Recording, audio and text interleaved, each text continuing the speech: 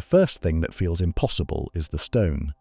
More than 11,000 years ago, on a dry hill in southeastern Turkey, people carved limestone into tall T-shaped pillars and arranged them inside spaces that looked nothing like ordinary shelters. Some of those stones carried animals across their surfaces: foxes, snakes, wild boar, birds, creatures with teeth, claws, wings, and bodies full of movement. Others seemed almost human, but not fully human, as if the builders wanted the stone to stand between the world of people and something deeper they could feel but could not write down. There were no city streets around that hill.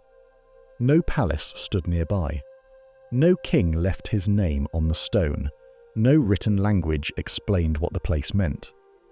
The people who gathered there lived in a world far older than the one most of us imagine when we hear the word civilization. Yet they were not wandering through history without thought or purpose. They were shaping stone, organizing space, carving symbols, and returning to a place that clearly mattered. That place is Göbekli Tepe. Across the same ancient region, another site would later make the mystery even harder to ignore: Karahan Tepe. Its carved spaces, pillars, and strange human-shaped features suggest that Göbekli Tepe was not just one strange hill standing alone in time. It was part of a wider prehistoric landscape, a world of stone, ritual, memory, and gathering places in what is now southeastern Turkey. This is where the old story begins to crack. For generations, many people were taught a simple version of human progress. First, humans learned to farm. Then they built villages. Villages grew into towns. Towns became cities. After that, temples, rulers, writing, and the monuments we usually connect with civilization. It is an easy story to remember because it moves in a straight line. Survival comes first. Meaning comes later. Göbekli Tepe and Karahan Tepe make that line bend.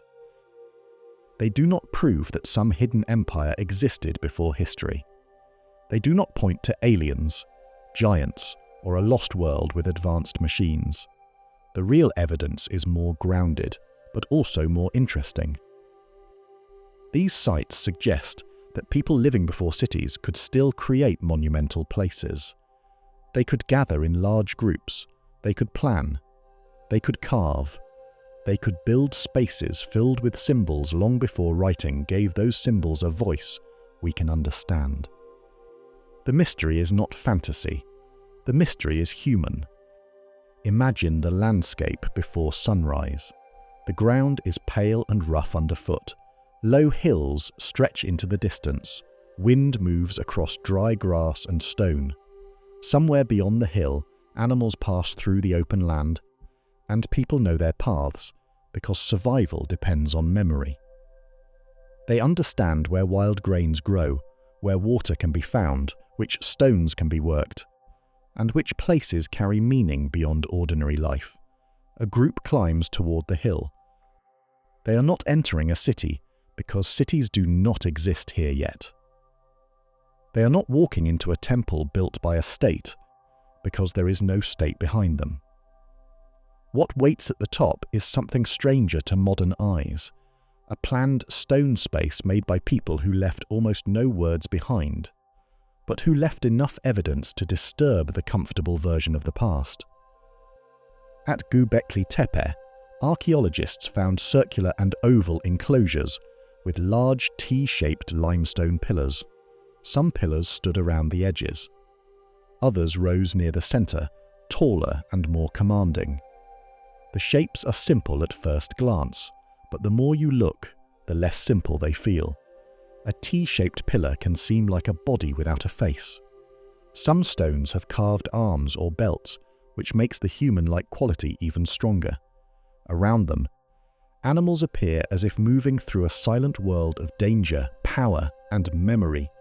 No one can honestly say we know exactly what every carving meant. That uncertainty is part of the power of the site. A fox carved into stone may have meant one thing to its makers and something very different to us. A snake may have carried fear, protection, transformation, or a story now lost. A wild boar may have recalled the force of the hunt, danger of the land, or a symbol shared by a group. Researchers can study placement, style, bones, tools, layers of soil, and traces of use. But the inner meaning of the symbols remains partly out of reach. Still, the evidence is clear enough to say this was not random. The stones were shaped with effort. The spaces were arranged with care. The carvings were made by skilled hands. People came together around these places at a time when the world had not yet become the familiar world of cities, kings, writing, and empires. That is the reason the phrase, "before cities" matters. It does not mean before culture. It does not mean before intelligence. Instead, it points to something more surprising. The human need for meaning may have been building monuments before the first true cities made history visible. Karahan Tepe deepens that idea because it belongs to a wider group of early sites in the region, often discussed as part of Tash Tepela. This landscape is still being studied, and interpretations continue to develop. But the pattern is already important. Southeastern Turkey was not simply a place where one strange monument appeared and vanished from the human story. It was a region where early Neolithic communities seem to have created special spaces again and again. Some were built on hills, some included carved pillars, others held unusual rooms, stone features, and human-like imagery that do not fit neatly into ordinary domestic life. The details differ from site to site, but the broader message is hard to ignore. Something was happening here before the rise of the first cities, and that something was not just construction, it was coordination. A pillar requires more than one strong person. Stone must be chosen, worked, moved, placed, and understood. Food has to be available for people who gather. Time must be taken away from other needs. A shared idea has to be strong enough to make the effort worthwhile.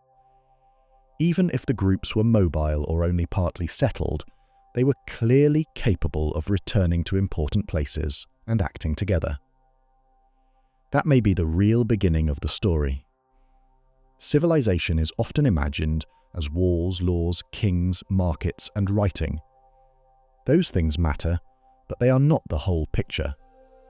Long before the first city became crowded with streets and officials, human beings were already building worlds inside their minds. They carried memory across generations. They marked places with meaning. They turned animals into symbols. They gathered around stone and created spaces where ordinary survival was not the only thing that mattered. Göbekli Tepe and Karahan Tepe stand at that strange edge. On one side is the older world of hunters, gatherers, seasonal movement, wild animals, and stone tools. On the other side is the slow arrival of more settled life, early farming, villages, and eventually the cities that would dominate the ancient Near East. These sites sit in the tension between those worlds. They do not give us a simple answer. They give us a better question. If people had no cities yet, what could bring them together with enough purpose to carve stone, raise pillars, fill spaces with animal symbols, and return to those places again and again? The answer may not be one single thing.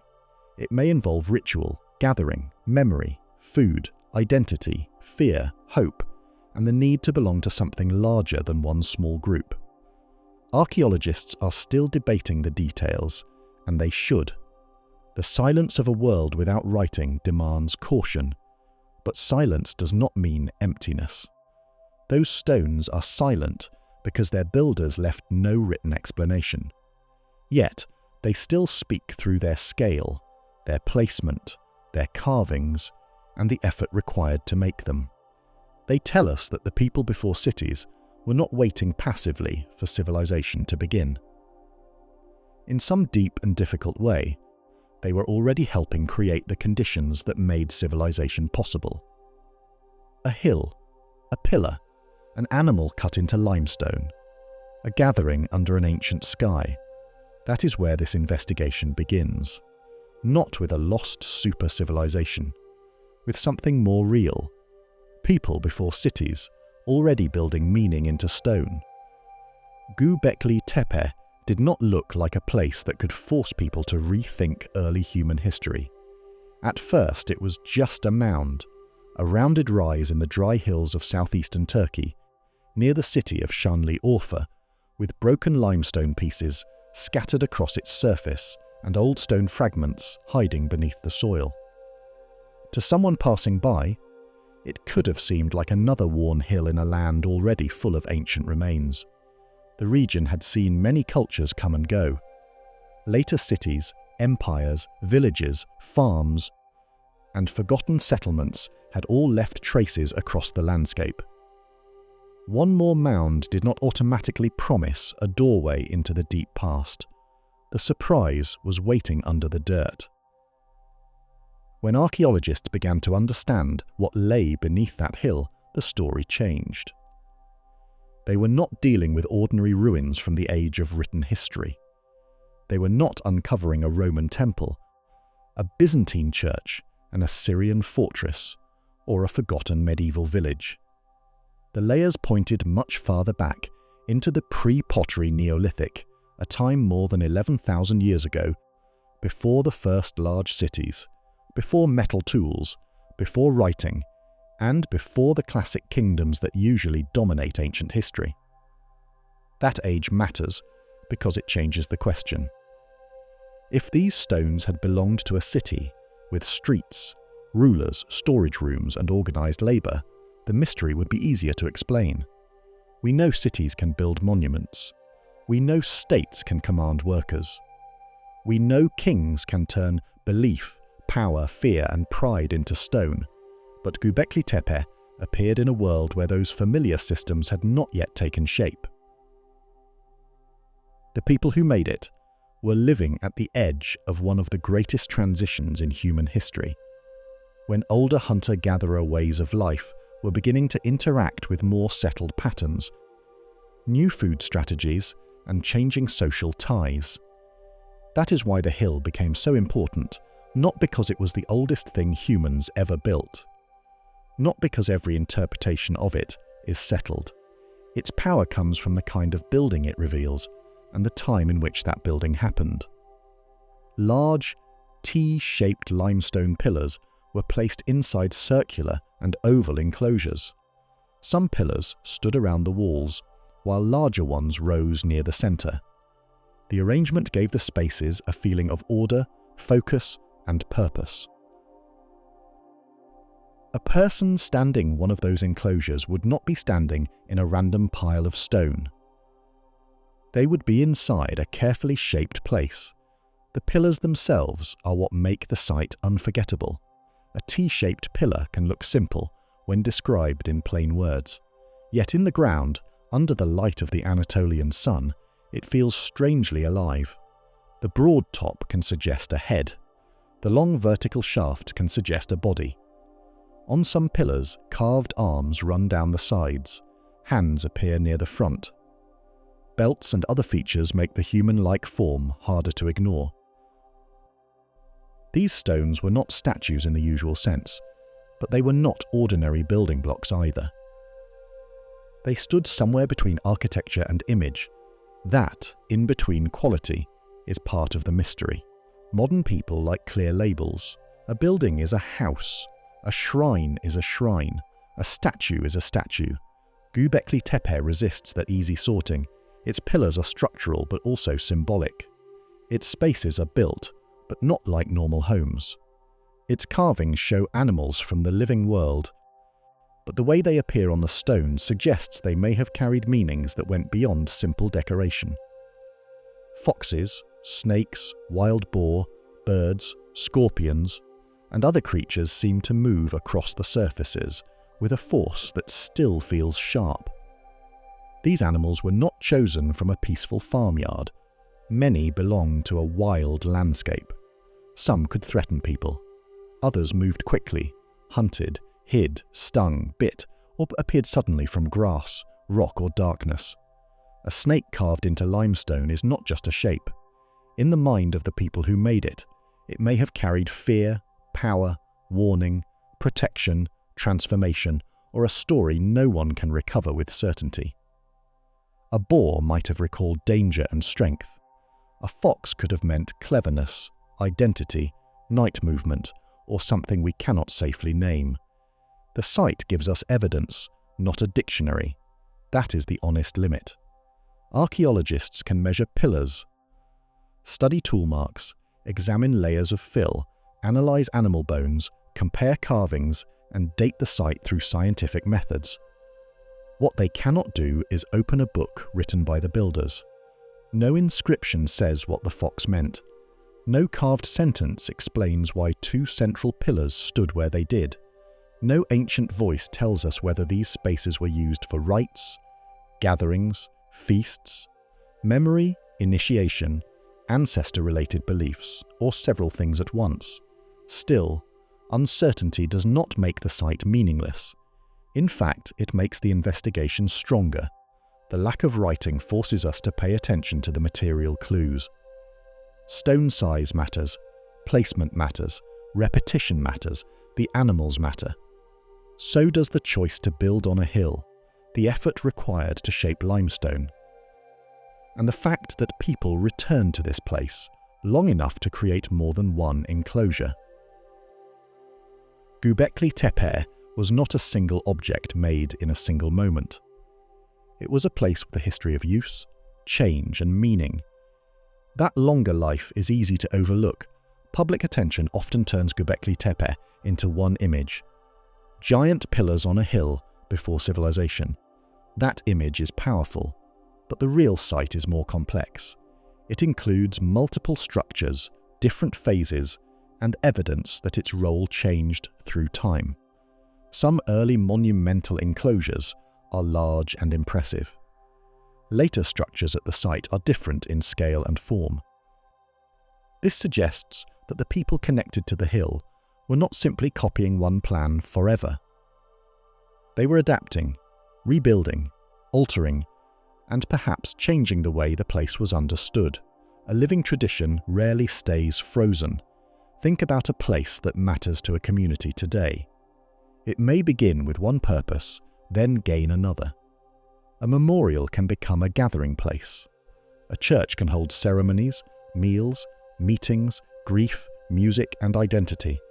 A public square can be political on one day and ordinary on the next.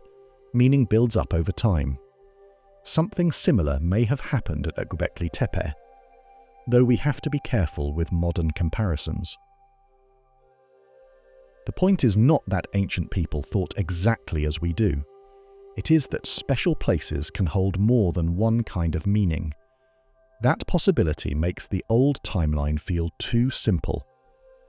Earlier views of human development often placed monument building after stable farming villages and organized social hierarchy. The logic seemed clear. Big projects need surplus food. Surplus food comes from farming. Farming leads to settlement. Settlement leads to leadership. Leadership makes monuments possible. Göbekli Tepe did not destroy that entire model, but it complicated it. The site suggested that ritual, gathering, and shared symbolic life may have played a much stronger role at an earlier stage than many people expected. Here is the important correction. Change the timeline does not mean archaeologists found a hidden city from a vanished empire. It does not mean everything about human history was wrong. Responsible archaeology does not work that way. The better conclusion is more precise. People in the pre-pottery Neolithic were capable of organized monumental construction, skilled carving, and powerful symbolic behavior before the rise of urban civilization. That may sound less sensational than a fantasy claim, but it is actually more profound. It gives the achievement back to real human beings. The builders did not need impossible technology. Limestone can be carved with stone tools. Heavy pillars can be moved by groups using knowledge, effort, leverage, ropes, and planning. None of that is easy, but difficulty is not the same as impossibility. Human communities are capable of extraordinary work when the reason is strong enough. The key question is not whether they could have built it. The evidence shows they did. The deeper question is why the work mattered so much. A place like Göbekli Tepe required commitment. People had to know where to quarry stone. They had to shape pillars before placing them. They needed enough food to support gatherings or labor. Someone, or perhaps many people, had to understand the plan. Decisions had to be shared, remembered, and repeated. Even without kings, there can be leaders. Even without cities, there can be networks. Even without writing, there can be rules, stories, obligations, rituals, and social pressure strong enough to move stone. That is one of the great lessons of the hill. Complexity does not always wear a crown. A community can be socially rich without having a palace. Knowledge can be deep without being written down. Sacred or symbolic life can be intense without temples in the later urban sense. Göbekli Tepe asks us to stop imagining early people as incomplete versions of ourselves, waiting for farming and cities to make them fully human. They were already fully human. What changed over time were the ways they lived, gathered, built, stored food, passed authority, and shaped the land. The hill also asks us to see the region differently. Southeastern Turkey was not an empty background where one strange site suddenly appeared. It was part of the northern Fertile Crescent, a wider zone where important changes in human life were unfolding. Wild grains, animal herds, seasonal movement, early settlement patterns, and social networks all mattered here. Communities were experimenting with ways of living that would eventually feed into the rise of farming villages. Göbekli Tepe belongs to that wider transformation, but it does not reduce neatly to one cause. That is why simple slogans can mislead. People often say, "Temples came before farming," and the phrase is memorable. It captures part of the shock. Yet the real picture is more tangled. The people connected to Göbekli Tepe lived in a world where gathering, hunting, wild plant use, early cultivation, and growing settlement were all part of a changing landscape. Ritual may have helped bring people together. Gathering may have encouraged food production. Food needs may have shaped social ties. Social ties may have made bigger gatherings possible. The arrows do not all point in one direction. History often moves like a web, not a staircase. That web becomes clearer when Göbekli Tepe is seen not as an isolated miracle, but as one point in a broader prehistoric landscape. For a long time, the hill held the spotlight. It deserved attention. The pillars were dramatic. The age was startling. The carvings were unforgettable. Yet archaeology rarely stops with one site.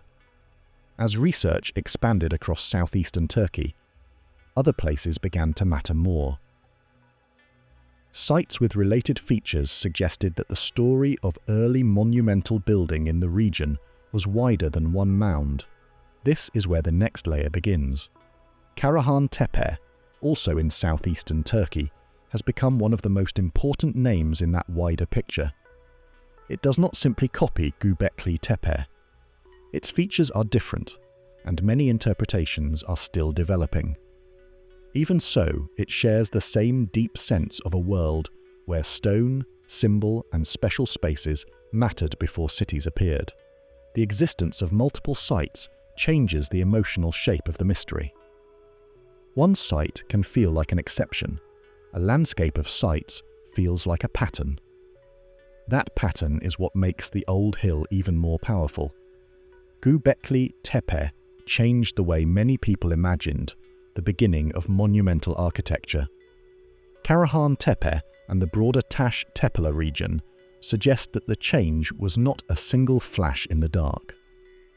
It may have been part of a long and local tradition of gathering, carving, building, and remembering. The more the landscape is studied, the less the question becomes, how could one place exist so early? The better question becomes, what was happening in this region that made these places possible?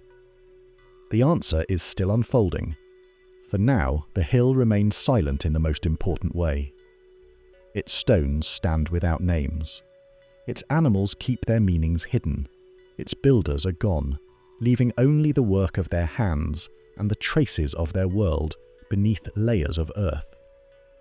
But the silence is no longer empty. Every pillar says that people before cities could imagine more than survival.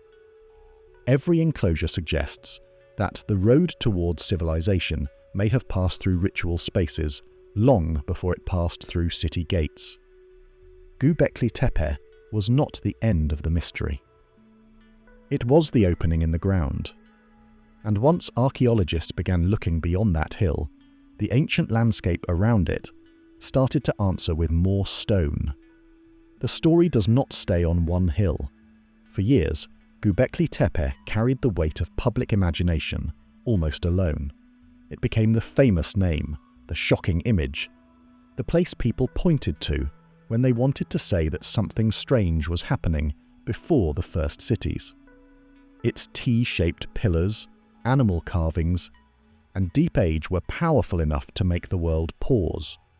Yet archaeology rarely becomes clearer by staring at only one place. A single site can be dramatic, but a landscape can reveal a pattern. That is where Karahan Tepe enters the story. It lies in the same broad region of southeastern Turkey, within the wider world now often discussed through the name Taş Tepeler. That phrase refers to a group of early Neolithic sites spread across the landscape near Şanlıurfa, where archaeologists are studying a much larger network of ancient places. Some are still being excavated. Others are known only in part. Many details will continue to change as research moves forward. Still, the basic point is already important. Göbekli Tepe was not floating alone in time.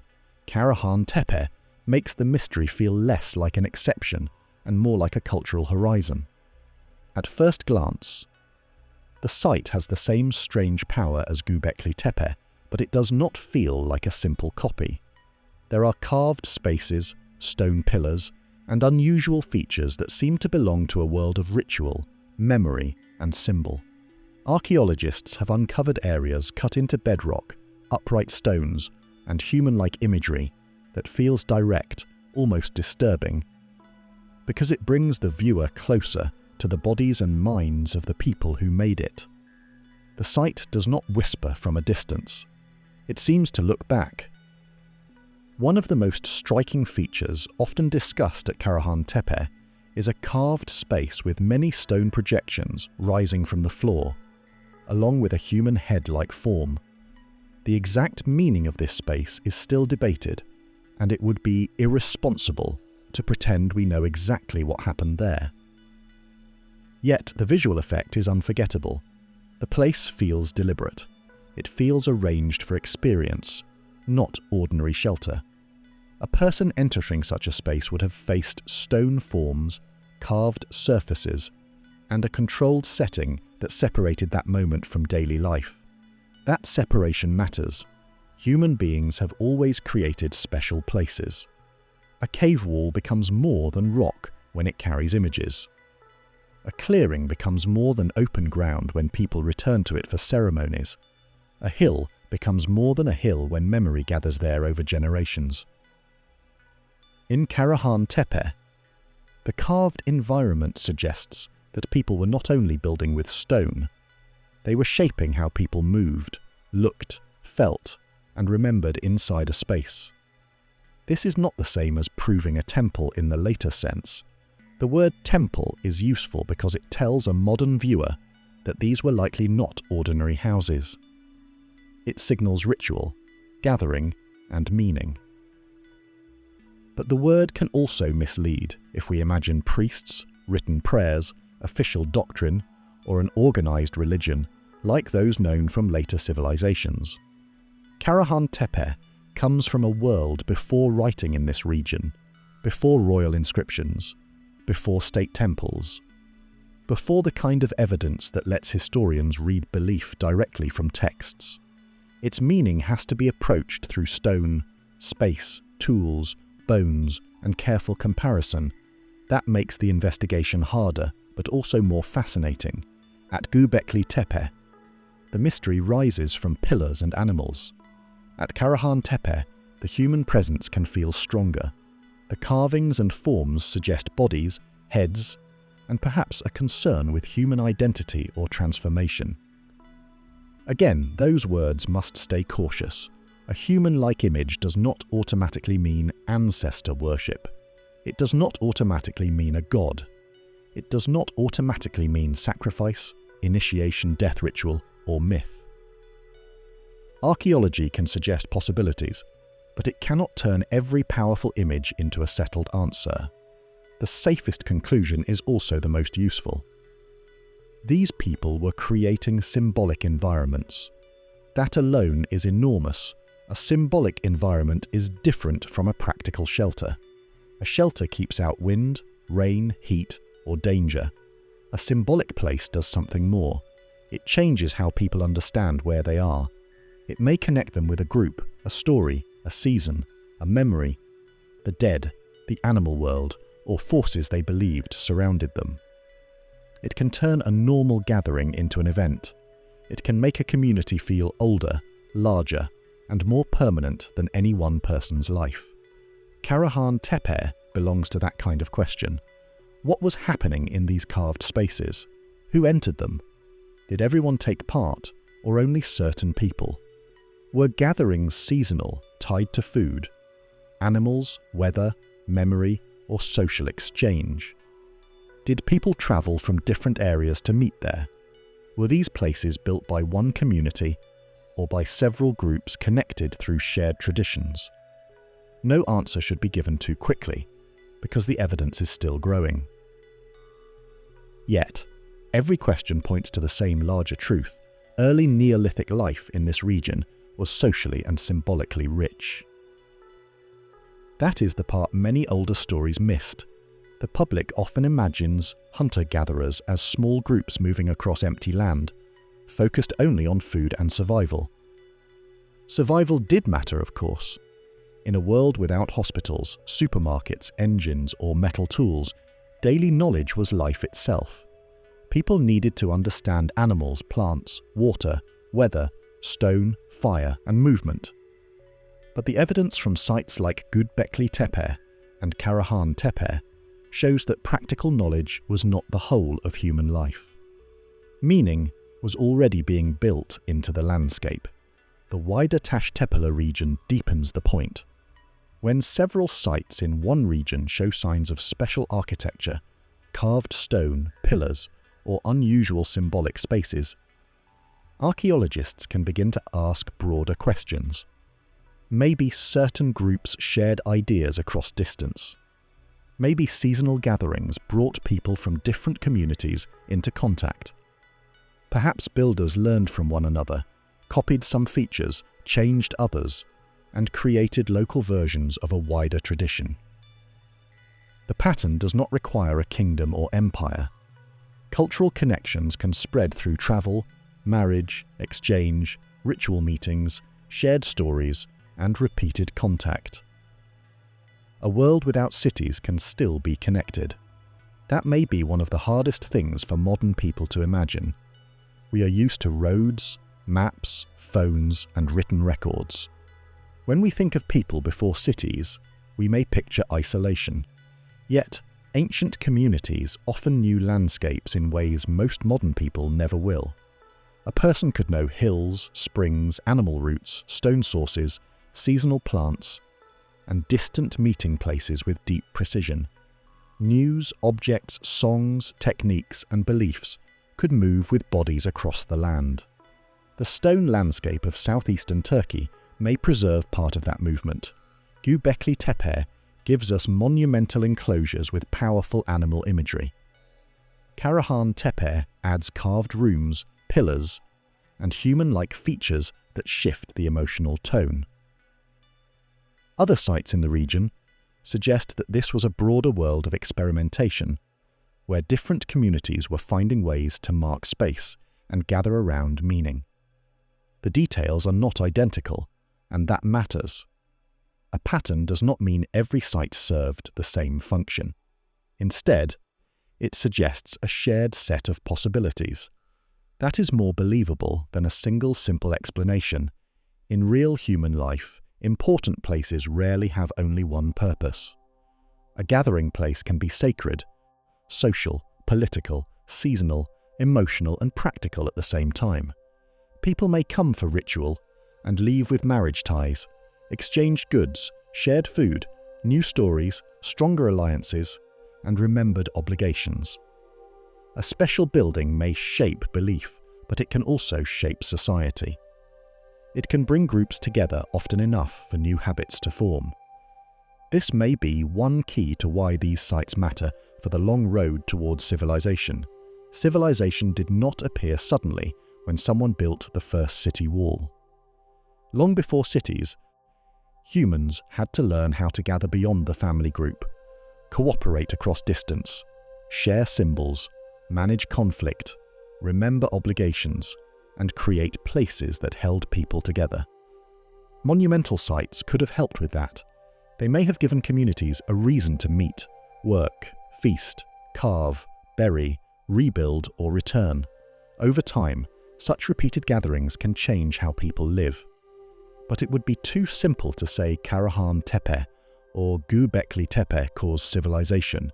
The evidence does not support that kind of clean statement. These sites belong to a period of change, not a single magic moment. Farming, settlement, ritual, climate, local resources, social networks, and human choice all interacted over long stretches of time. What Karahan Tepe does is show that symbolic and communal life was already powerful in this changing world. People were not waiting for cities to give them identity. They were already making identity visible in stone. That visibility is what haunts the viewer. A stone pillar survives when a wooden post disappears. A carved head can outlast the voice that named it. A bedrock room can remain after every body that entered it has turned to dust. We see the hard parts of the past and lose the soft parts, the songs, gestures, smells, fears, rules, and stories. This creates a strange imbalance. The stones look complete, but the world around them is missing. Archaeology tries to rebuild that missing world carefully. Researchers study tool marks to understand how stone was shaped. They look at sediments to learn how spaces were filled or changed. Animal bones can reveal what species were present and what people may have eaten during gatherings. Architectural patterns show where people stood, moved, or focused attention. Comparisons between sites help identify shared traditions and local differences. Each clue is small, but together they can make the silence less empty. Even then, some questions remain just beyond reach. What did a person feel when entering one of Karahan Tepe's carved spaces? Did the stone forms inspire fear, awe, belonging, memory, or something we no longer have a word for? Were the builders thinking about animals, ancestors, spirits, social groups, death, rebirth, danger, power, or the deep order of the world? The evidence can guide us, but it cannot fully translate the mind of a community that left no writing. That gap is not a failure. It is the reason these places still have force. A fake mystery pretends everything is hidden by secret powers. A real archaeological mystery is different. It gives us evidence we can touch, measure, date, and compare, while reminding us that human meaning is not always recoverable in full. Karahan Tepe does not need fantasy to feel strange. Its strangeness comes from being real, early, carefully made, and only partly understood. Seen this way, the wider stone landscape becomes one of the most important clues in the documentary. Göbekli Tepe showed that monumental architecture existed before the familiar age of cities. Karahan Tepe suggests that this achievement belonged to a broader regional world, not one isolated miracle. The Taş Tepe landscape turns a shocking discovery into a deeper question about human society. If several communities were creating special stone places across this region, then we are looking at more than architecture. We are looking at shared imagination taking physical form. That changes the emotional weight of the story. The old view asked how civilization learned to build temples. This landscape asks whether gathering, ritual, and symbolic places helped prepare humans for a more settled world in the first place. The answer is not simple, it should not be rushed. But as the dust clears from carved rooms and buried pillars, one question grows stronger than the rest. What were these places actually for? Calling Göbekli Tepe and Karahan Tepe temples is tempting because the word gives the mind something familiar to hold. A temple sounds like a sacred building. It suggests ceremony, belief, reverence, and a space separated from ordinary life. When people hear that word, they immediately understand that these places were probably not simple houses or storage rooms. The stones feel too carefully arranged. The carvings feel too meaningful. The unusual spaces at Karahan Tepe and the great T-shaped pillars at Göbekli Tepe seem to belong to a world where people gathered for reasons deeper than shelter. But the word also brings danger. A temple in our imagination often comes with priests, prayers, written rules, statues of gods, offerings, organized religion, and a community that knows exactly what the building is for. That image comes mostly from later civilizations. Egypt had temples. Mesopotamian cities had temples.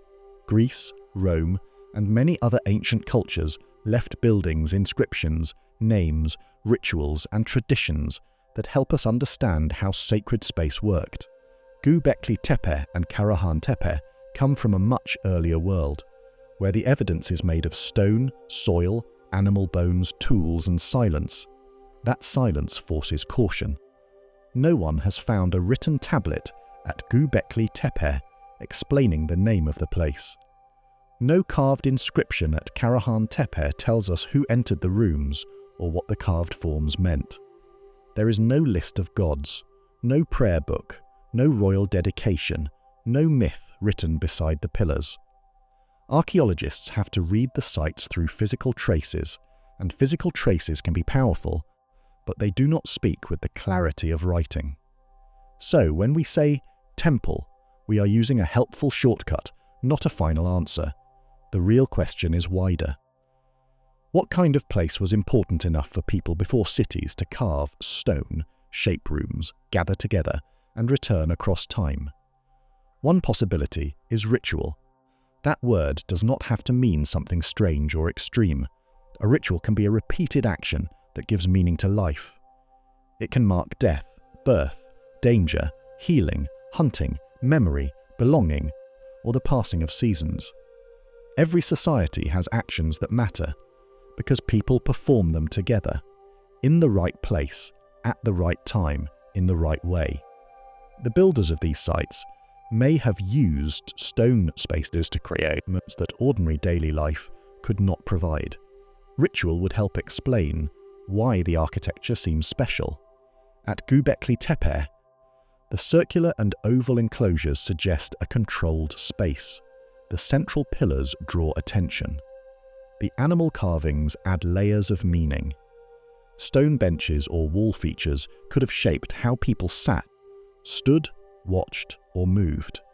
This does not prove one exact ceremony, but it does suggest that people were meant to experience the space in a focused way. The design was not casual. It guided the body and the eye. Karahan Tepe may have done something similar through a different visual language. Its carved spaces and human-like elements feel more enclosed, more bodily, and in some ways more intense.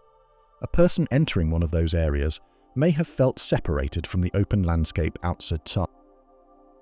Stone forms rose from the floor. A carved head or human-like shape created a presence. The experience may have involved movement, sound, shadow, memory, or actions we can no longer reconstruct. Even if the details remain unknown, the setting itself suggests that the builders wanted to create a strong emotional effect.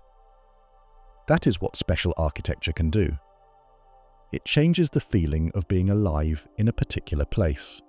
A plain room can become serious because of how it is arranged.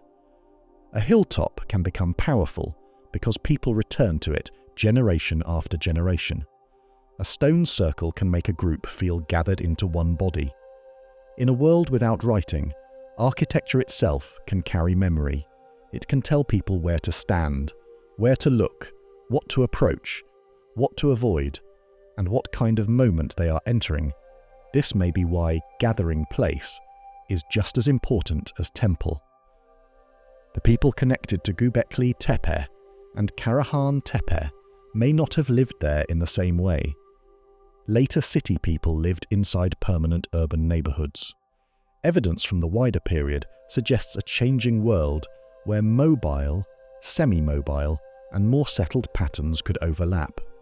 Groups may have moved through the landscape, returned seasonally, met others, shared food, exchanged knowledge, formed ties, and took part in events that strengthened identity. A gathering place can be sacred without looking like a later temple. It can also be social without losing its spiritual force.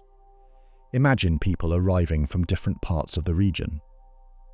Some know each other through kinship. Others may be connected by marriage, exchange, shared stories, or old obligations. The meeting itself changes the scale of life. A small group becomes part of something larger. Food is prepared, tools are brought, news moves. Young people see faces from beyond their daily world. Older people remember earlier gatherings. Stone pillars stand as witnesses to a tradition older than any one person present. In that setting, building itself may have been part of the meaning. Modern viewers often think a monument matters after it is finished. The completed structure is what we photograph, protect, and admire. But in many societies, the process of building can be just as important as the final result. People working together create bonds. Shared labor can produce obligation. Difficulty can turn a place into a memory. When a community invests effort into stone, the work says something. This matters enough to cost us time, strength, and coordination. Göbekli Tepe may have been a place where such effort became visible. The limestone pillars did not appear by accident.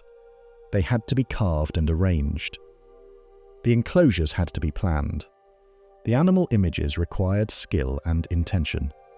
Even if the work was spread over time, it still reflects a level of cooperation that deserves respect. The same is true for Karahan Tepe, where carving bedrock and shaping special spaces demanded knowledge of the material and a clear idea of the desired effect. This is where the mystery becomes more human. The question is not only, what did they believe? It is also, what did these places do to people? A ritual space can make strangers feel related. A shared meal can turn separate groups into allies. A monument can make a memory last beyond one generation. A difficult building project can prove that a community is real. In a world without written contracts, stone and ceremony may have helped hold relationships together. The pillars may have been more than symbols. They may have been tools for making society stronger. Feasting may have played a role as well. At many ancient gathering places, food is not a small detail. It is central. People do not gather in large numbers without eating. Animal bones, plant remains, cooking evidence, and site deposits can help. Archaeologists ask whether people came together for meals, ceremonies, or seasonal events. At Göbekli Tepe, The presence of animal bones has encouraged discussion about hunting, consumption, and possible feasting connected to gatherings. This does not mean every meal was a ritual, or every bone proves a ceremony. Still, food and meaning often belong together. A feast can feed the body while also feeding memory. Think of how many important moments in human life involve shared food. Funerals, weddings, holidays, religious days, harvest events, family reunions, and public celebrations all turn eating into something larger than hunger. People sit together, remember together, belong together. In the early Neolithic world, shared food may have helped gather people at special sites, support labor, build alliances, and create the emotional weight that made people return. That connection between food and stone opens another possibility. Perhaps these places were not temples in the narrow sense. Perhaps they were centers where ritual, labor, feasting, memory, and social identity merged. A person could come for a ceremony and also meet allies. A group could help carve or place a stone and also strengthen its claim to a tradition. A gathering could honor animals, ancestors, powerful forces, or shared stories, while also solving very practical social needs. Human life rarely separates the sacred and the practical as neatly as modern categories do. That is why something stranger may not mean something supernatural. It may mean something harder for us to classify. Göbekli Tepe and Karahan Tepe may have been places where early communities made themselves visible to one another. They may have helped people remember who they were, where they belonged, and what powers shaped their world. The carvings could have carried stories about animals, danger, identity, death, or transformation. The pillars could have marked presences, beings, ancestors, or symbolic bodies. The rooms and enclosures could have shaped ceremonies we can only approach through fragments. None of this should be treated as settled fact. A responsible documentary has to hold several possibilities at the same time.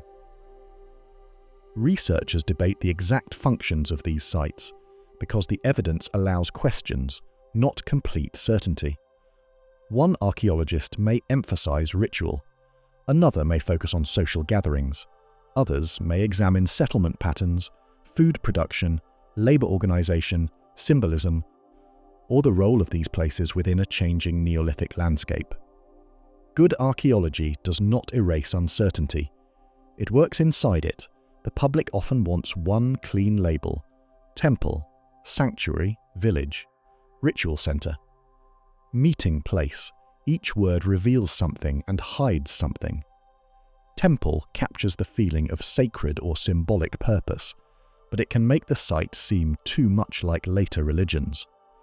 Gathering place captures social life, but may sound too ordinary for spaces filled with carved animals and monumental pillars. Ritual center is more careful, yet still leaves open the question of what the rituals were. The truth may be that no single modern word fits perfectly. That mismatch is part of the wonder. We are trying to describe a world that did not divide life exactly as we do. The people who built these spaces may not have separated religion from society, work from belief, food from ceremony, or animals from story. A carved boar might have been part memory, part danger, part group sign, part mythic force. A pillar might have been architecture, body, presence, and marker all at once. The hill itself might have been a location, a stage, a memory field, and a boundary between ordinary life and another kind of experience. Reading such a world without writing is difficult. Yet the difficulty does not weaken the importance of the sites. It makes them more honest. The past is not a puzzle built for modern people to solve completely. Sometimes it is a damaged message from lives that were full, intelligent, emotional, and symbolic, but not recorded in the ways we find easiest to read. That is why Göbekli Tepe and Karahan Tepe still feel so powerful. They do not give us a simple temple with a known god. They do not give us a royal monument with a king's name. They do not give us a city plan with streets, workshops, and official buildings. Instead, they give us something older and more elusive. Places where people before cities gathered around stone and meaning, leaving behind enough to prove their depth, but not enough to remove the mystery. The next step is to look at the builders themselves, because once the word temple becomes uncertain, another old assumption begins to fall apart. If these spaces were created by people without cities, without writing, and without kings, then we have to ask what those people were truly capable of. And the answer begins by correcting one of the most stubborn mistakes in the way modern people imagine the ancient past. Hunter-gatherers were not simple. The mistake begins with a picture that feels familiar, but false. For many people, the words hunter-gatherer create an image of small groups moving through empty wilderness with only the most basic thoughts in mind: finding food, avoiding danger, sleeping near a fire, and surviving until the next day. In that picture, early people are treated almost like unfinished humans, waiting for farming, houses, cities, and writing to make them intelligent enough to build meaning into the world. Göbekli Tepe and Karahan Tepe make that picture impossible to keep. The people connected to these sites lived before the classic age of cities, but they were not simple. They were not blank figures at the edge of history. Their world required memory, skill, planning, cooperation, and a level of environmental knowledge most modern people would struggle to imagine. They had to read animal movement, plant cycles, weather, stone quality, water sources, seasons, and distant routes across the landscape. Survival was not a low form of life. It was a demanding kind of intelligence. A person living in that world needed to know things that no book could teach. Where would wild grain ripen first? Which valley held water after dry months? What tracks belonged to a dangerous animal, and what tracks could be followed for food? Which stones broke cleanly into tools? What plants could heal, harm, feed, or be stored? When should a group move, and when should it stay? Such knowledge had to be carried in bodies, stories, habits, songs, teaching, and repeated practice. That kind of mind does not become visible through palaces. It becomes visible through how people live, gather, and leave traces behind. At sites like Göbekli Tepe, the traces are not small. Large limestone pillars, carved animals, planned enclosures, and repeated construction all point toward communities capable of far more than day-to-day movement. These people were thinking across time. A pillar is not only a tool for the moment, it is made for return. It says that people expected a place to matter beyond one meal, one night, or one small journey. This changes how we should understand complexity. Modern culture often links complexity with cities. We think of crowds, buildings, governments, roads, writing, law, storage, taxes, and rulers. Those things are one kind of complexity, but they are not the only kind. A mobile or semi-mobile society can be complex in different ways. Its maps may live in memory instead of on paper. Its rules may be spoken instead of written. Its sacred knowledge may be held by elders, specialists, or groups rather than carved into official texts. The absence of writing does not mean the absence of thought. Without written records, people must remember more directly. They may use stories to carry practical knowledge, rituals to mark important events, symbols to connect groups, and special places to preserve shared memory. A carved animal can hold meaning without spelling it out. A stone enclosure can organize behavior without needing a posted sign. A repeated gathering can pass social rules from one generation to the next without a legal code. That is why the old phrase, "before civilization," needs care. It can sound as if humans before cities were outside culture, but that is not what the evidence shows. The better meaning is more precise. These sites existed before urban civilization, before states, before written history, before empires. They did not exist before imagination. They did not exist before society. They did not exist before people knew how to make places important. The builders of Göbekli Tepe and Karahan Tepe were part of a changing Neolithic world. They lived during a period when older hunter-gatherer lifeways were interacting with new patterns of settlement and food use. Some groups may have been more mobile. Others may have returned to certain places often or stayed longer in favourable areas. Wild grains, animals, seasonal resources, and growing social networks shaped the region. This was not a frozen world. It was a landscape of change, contact, memory, and experiment. In that kind of world, a major gathering place could have enormous value. Imagine several groups moving through the same broad region during different seasons. Each group knows its own paths and stories, but no group lives completely alone. People meet, exchange materials, form marriages, share news, settle tensions, and remember obligations. Over time, certain places can become anchors. A hill, a spring, a carved space, or a stone enclosure can draw people back because it carries meaning that outlives any single visit. That is one way monuments can exist before cities. They do not require a king if the belief is strong enough. They do not require a police force if social bonds, ritual duties, and shared identity can bring people together. They do not require writing if memory and repetition keep the plan alive. None of this means the work was easy. It means that early communities had ways of organizing effort that did not look like later states. Leadership may have existed, but not in the form of a crown. Someone might have known how to choose the stone. Another person may have carried special knowledge about carvings, animals, rituals, or the proper arrangement of pillars.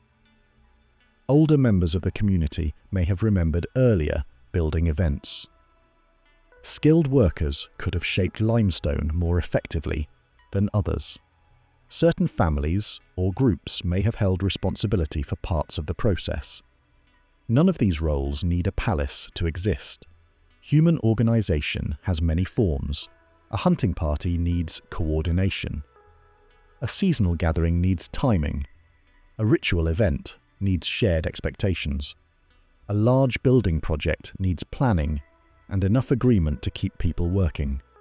Even small communities can create strong systems of obligation when the purpose matters. The question is not whether these people had organization. They clearly did. The harder question is what kind. That question matters because it changes the way we picture the builders. They were not anonymous laborers forced by an empire. They were not villagers simply copying instructions from a ruler. They were people living in networks where work, belief, survival, and identity may have been tightly connected. The same person who hunted wild animals might also help carve an animal into stone. Someone who gathered plants or prepared food for a meeting might also take part in a ceremony beside the pillars. Daily life and symbolic life were probably not separate worlds. This is where the animal carvings become more than decoration. To carve a fox, snake, boar, or bird into limestone, a person had to know the animal visually. But knowledge alone does not explain the choice. Many creatures lived in the region. Only some were selected. Their placement on pillars, their repetition, and their connection to special spaces suggest that animal class carried social or symbolic weight. These images may have helped groups think about danger, power, identity, stories, or the relationship between human life and the wild world around them. A society that makes such images is not simple. It is thinking with symbols. Symbolic thinking is one of the deepest human abilities. It allows a thing to stand for more than itself. A carved snake can be an animal, but also a warning. a memory, a force, a story, or a sign understood by a group. A T-shaped pillar can be stone, but also a body-like presence. A gathering place can be land, but also belonging. Once humans begin shaping the world in that way, they are already building more than tools. They are building shared reality. This does not mean every interpretation should be accepted. Some claims go far beyond the evidence. Göbekli Tepe and Karahan Tepe do not prove a forgotten advanced civilization. They do not show that prehistoric people had secret machines. They do not require outside visitors from the sky. Those ideas often appear because modern people underestimate ancient human beings. When we assume early people were incapable, we start inventing impossible builders. The evidence points in the opposite direction. Real people did this. They did it with stone tools, human hands, strong memory, repeated practice, and social purpose. The achievement becomes more impressive, not less, when we remove fantasy from it. Instead of asking how aliens helped, we can ask a better question. What kind of human world was strong enough to make this work meaningful? That question opens a deeper respect for people before cities. They may have lived in smaller groups than later urban populations, but small does not mean shallow. Their social worlds could include kinship, exchange, ceremony, shared hunting grounds, marriage ties, seasonal festivals, and obligations that reached across distance. Their knowledge of animals and plants may have been precise enough to feel almost invisible to us because it was not written down. Their memories may have carried maps, laws, stories, and warnings through spoken tradition. In some ways, their world demanded more attention than ours. Modern life allows people to forget many things because systems remember for us. Calendars tell us dates. Signs tell us where to go. Stores gather food. Written instructions preserve knowledge. Digital maps replace the need to read land with the body. In the early Neolithic world, memory had to be alive. A forgotten path could matter. A missed season could matter. A broken relationship between groups could matter. Knowledge was not a hobby. It was survival, identity, and continuity. So when we see carved stone at Göbekli Tepe, we should not imagine a sudden miracle in an otherwise empty mind. The pillars rose from a deep background of human ability. Stone carving required practice. Monumental spaces required planning. Returning to the site required memory and social importance. Animal symbols required shared meaning. The work sits on top of many invisible skills that archaeology can only partly recover. What survives is limestone, but what made the limestone possible was human life around it. That is why these sites matter far beyond their age. They force us to separate civilization from humanity.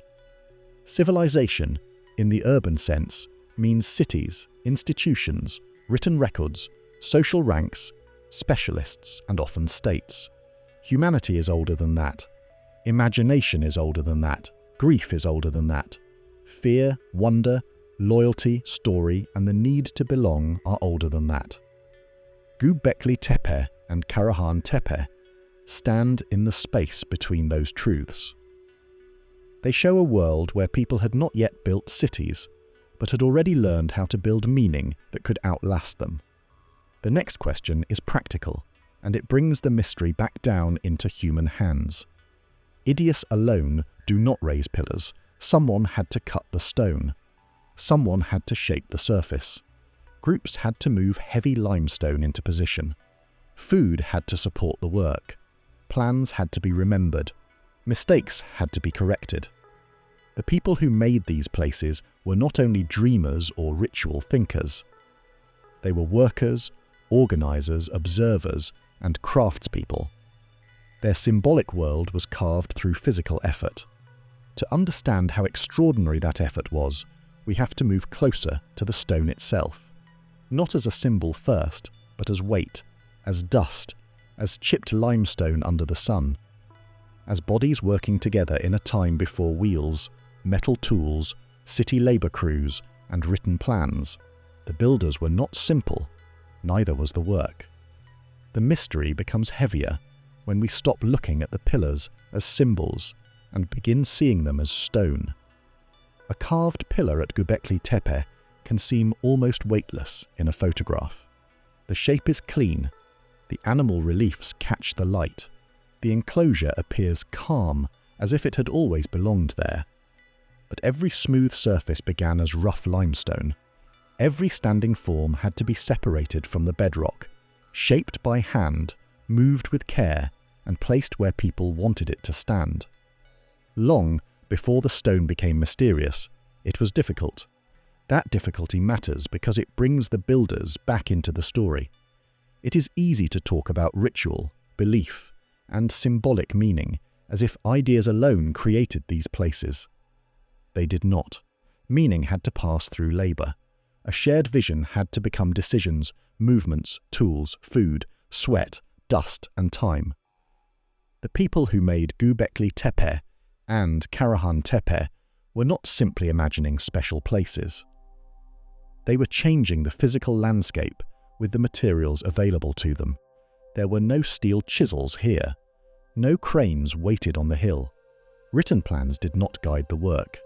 The builders lived in a world of stone tools, wood, fibre, muscle, memory, and practical knowledge. That does not make the work impossible. It makes it more human. When people understand stone, terrain, friction, leverage, timing, and group effort, they can move things that seem unreasonable at first glance. The first step was knowing where to find the right limestone. Not all stone behaves the same way. Some breaks badly. Some cracks where it should hold. Some is too hard to shape efficiently.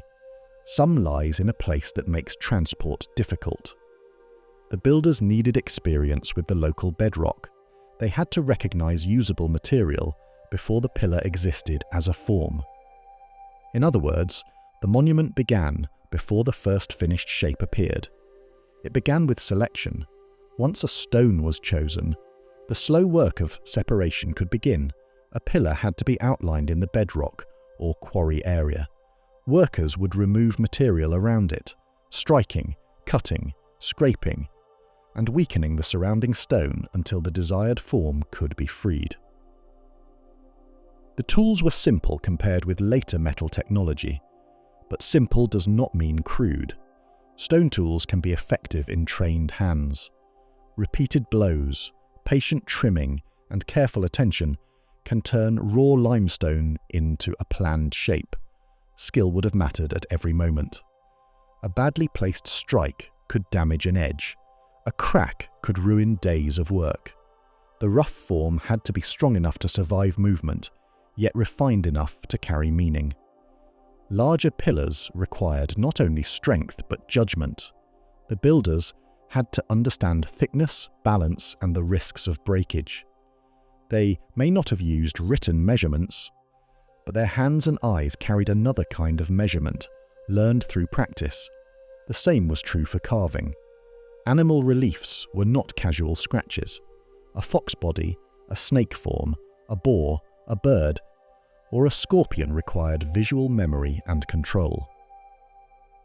The artist had to remove stone around the figure so the image stood out from the surface. That means the animal was not simply drawn onto the pillar. It was released from the limestone by cutting away what did not belong.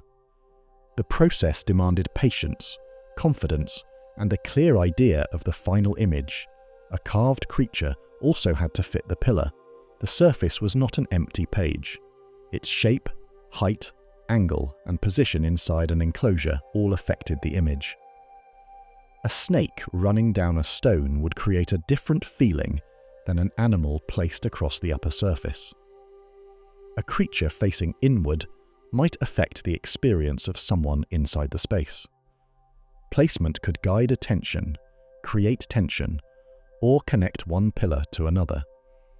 We cannot know every intention, but the careful arrangement suggests that visual meaning and architecture worked together. After carving came the problem of movement. Even when a quarry is close to a building area, a heavy stone does not move itself. People had to decide how to shift it across uneven ground without breaking it, losing control, or injuring workers. They may have used wooden elements, ropes made from plant fibers, sledges, rolling methods, ramps, levers, or combinations of techniques. Archaeologists do not need to imagine machines beyond the period. Human beings have long known how to solve heavy problems with simple tools and coordinated effort. Coordination is the key word. Moving a large stone is not just a test of strength. It is a test of timing. People must pull together, stop together, adjust direction, respond to danger, and keep the stone from tipping, sliding, or cracking. A leader or experienced worker may have guided the movement. Others may have cleared the path, stabilized the base, prepared the destination, or brought food and water. The action would have involved many different roles, some visible, others easy to forget. That forgotten support may be as important as the stone itself. For people to work on a monument, they needed time away from other tasks. Food had to be gathered, hunted, processed, stored, or brought to the site. Tools had to be made and maintained. Younger people, older people, skilled carvers, strong pullers, watchers, organizers, and food preparers could all have been part of the larger effort. A pillar is not only evidence of carving, it is evidence of a social world able to support carving. This is where Göbekli Tepe becomes more than architecture. The site shows that a community, or several connected communities, could invest effort into something that did not appear to be ordinary housing. That investment asks for an explanation.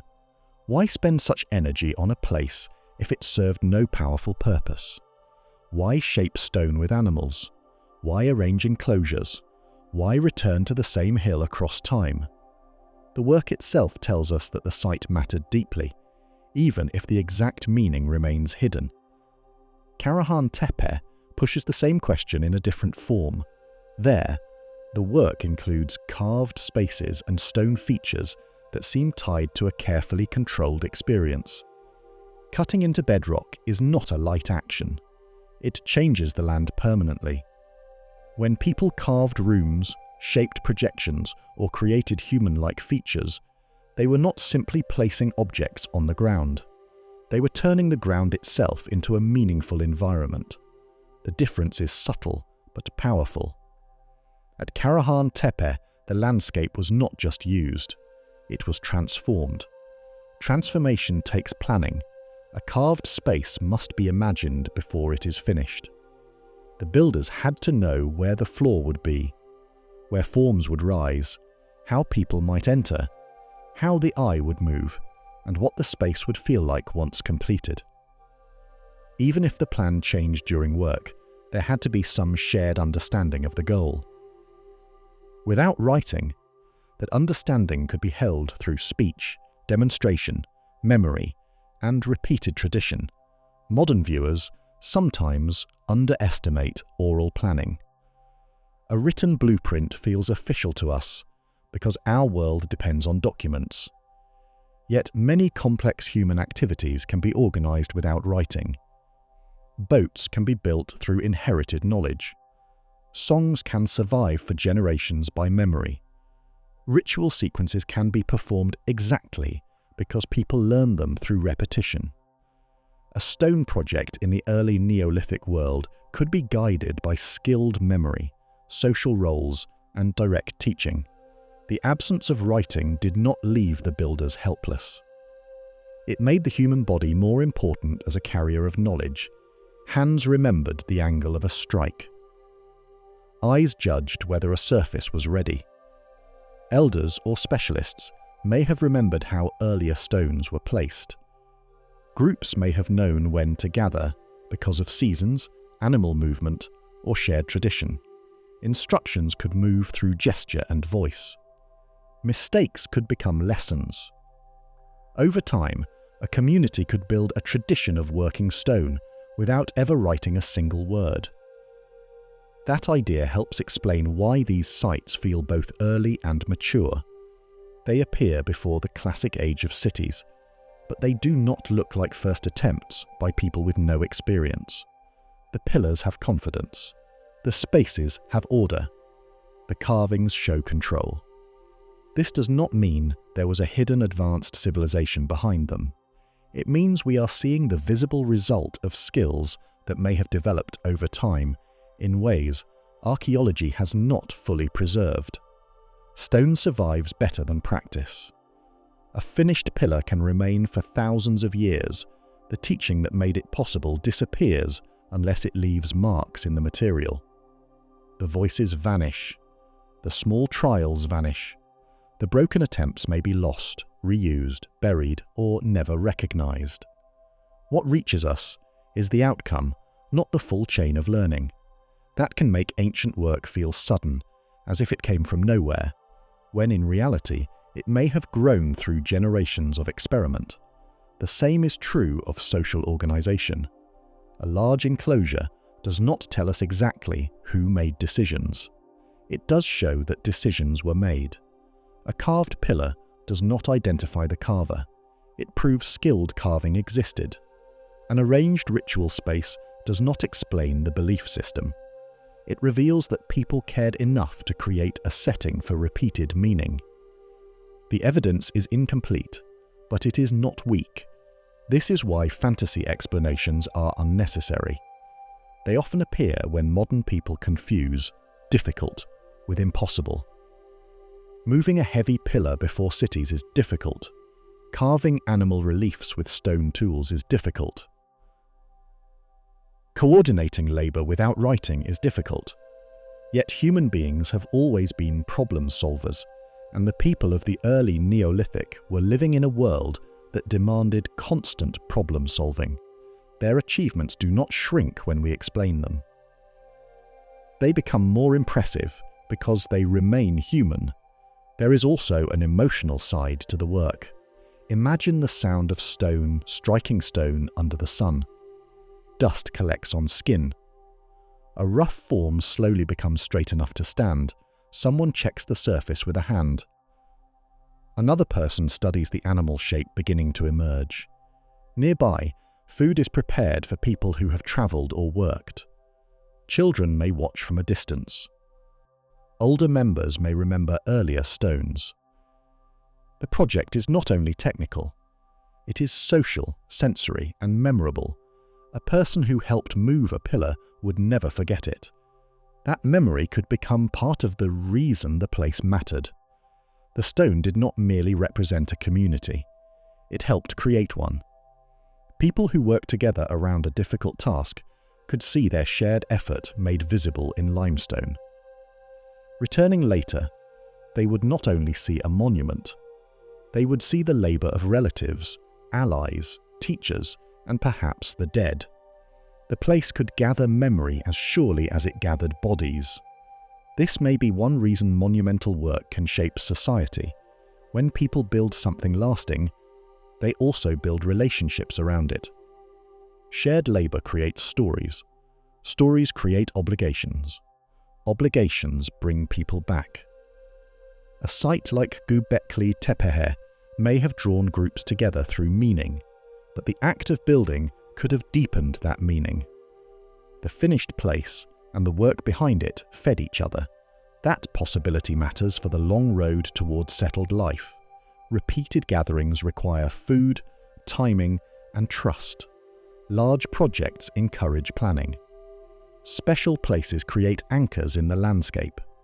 Social networks widen when groups meet again and again. None of this automatically creates farming or cities, but it can help form the habits of cooperation that later settled communities would need. The stone may not be the cause of civilization, but it may preserve part of the human training ground that made new forms of life possible. Still, the most direct evidence remains physical. Limestone was cut. Pillars were shaped. Animals were carved. Spaces were arranged. Structures were altered, used, filled, or replaced. These facts do not tell the whole story, but they give the mystery weight. We are not dealing with vague legends. We are dealing with measurable labour and material choices made by people whose names are gone.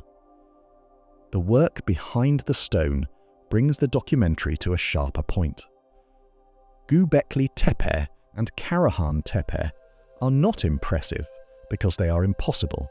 They are impressive because they show what humans could do before the world had cities to explain them. The tools were simple, but the task was not. The communities were early, but their minds were not empty. The monuments were silent, but the labour behind them was full of intention. Once the stone is standing, another question begins. Why these animals? Foxes, snakes, wild boar, birds, scorpions, creatures of speed, danger, night, earth, sky, teeth, wings, and hidden movement. Their bodies appear across pillars and spaces like fragments of a story whose language has disappeared. The builders shaped the stone with effort. Then they filled it with animals. The animals are where the stone begins to feel less like construction and more like a language we can almost read, but not quite. At Göbekli Tepe, the pillars do not stand empty. Their surfaces carry creatures from a world that was close to the builders, dangerous to the body, and powerful in the imagination. Foxes stretch across limestone. Snakes twist into narrow forms. Wild boar appear with the weight of real threat. Birds, scorpions, and other animals move through the carved surfaces as if the pillars were not only holding space, but holding stories. The strange part is not that early people knew animals well. Of course they did. Their lives depended on that knowledge. A person in this landscape had to notice tracks, movement, sound, smell, season, habit, and danger. The difference between hunger and food could be hidden in a broken branch, a print in soft earth, or a bird call at the wrong hour.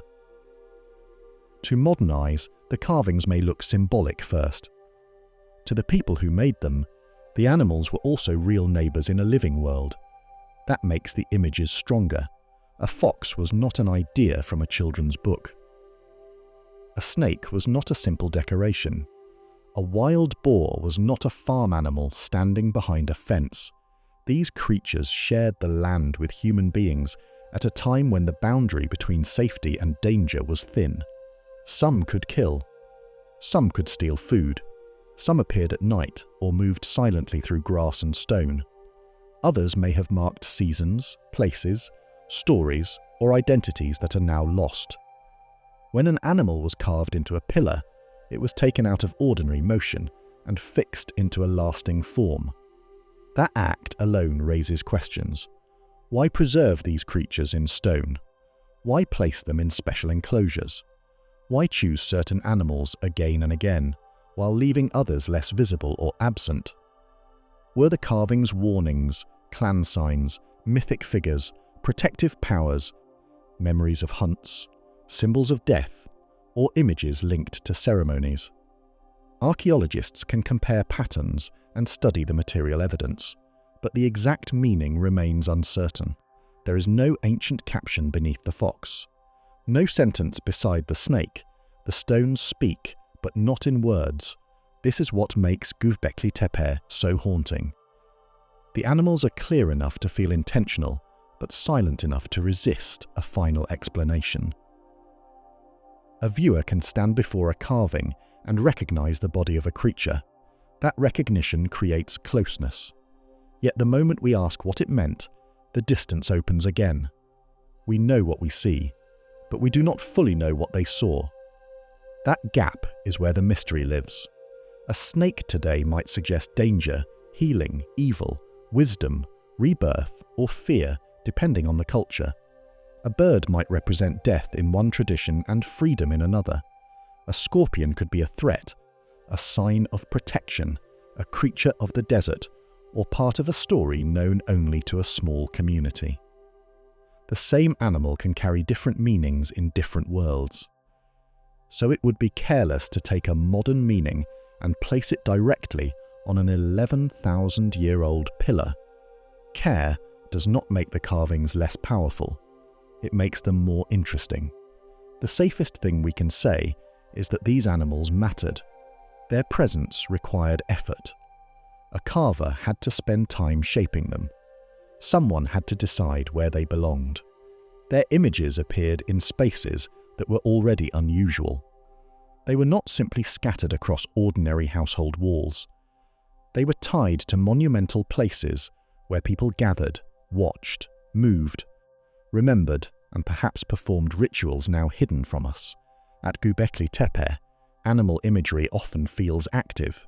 The creatures do not always seem calm. Some appear tense, alert, dangerous, or full of motion. This gives the enclosures a charged atmosphere. Standing among the pillars, a person might have felt surrounded not by peaceful decoration, but by a carved world of force. Teeth, tails, wings, claws, scales, and bodies would have filled the edges of vision. Even without writing, the space could communicate intensity. That intensity may reflect the way humans understood the wild world around them. For people before farming cities, animals were not background scenery. They were food, threat, teacher, rival, sign, and mystery. Human groups watched them closely because animals revealed the land. Where they moved, water might be near. When they appeared, seasons might be shifting. Their behavior could warn of danger or opportunity. In such a world, animals were not separate from thought. They were woven into survival and meaning at the same time. A carved boar may have carried the memory of real fear. Anyone who has faced a wild boar understands that this is not a harmless creature. It has speed, force, tusks, and a low, compact power. For early communities, meeting such an animal could be a matter of life and death. Placing that form on stone may have preserved more than its shape. It may have held the feeling of danger, the respect owed to the animal, or the social memory of encounters with it. Snakes bring a different kind of force. They move without legs, appear from cracks, vanish into grass, and carry a body shape unlike most other creatures. Their silence can make them feel sudden, almost unreal. In many cultures, snakes become symbols because their real behavior invites symbolic thought. Yet at Göbekli Tepe, we should not pretend to know exactly what they meant.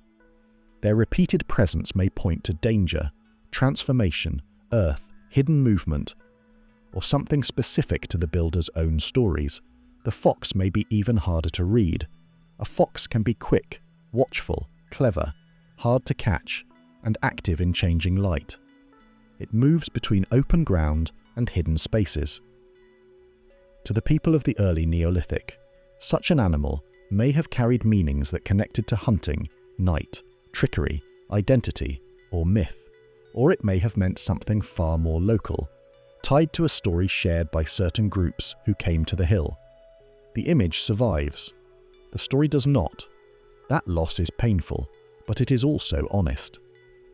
Archaeology often gives us the shape of memory, without the words that once carried it. At Göbekli Tepe, we can see the animals, the pillars, the enclosures, and the physical choices made by the builders. What we cannot hear is the chant, the warning, the name, the gesture, the rule, or the moment when someone looked at the carving and understood exactly what everyone around them also understood. For the builders, these images may not have been mysterious at all. That thought is important. The mystery belongs partly to us, to the people who made and used these spaces. The carvings may have been clear, familiar, and emotionally direct. They may have known which animal belonged to which story, which group, which ceremony, which memory, or which fear. A child raised around these gatherings may have learned the meanings long before understanding the labour behind the stone. The pillars may have been part of a living symbolic world, not an unsolved puzzle.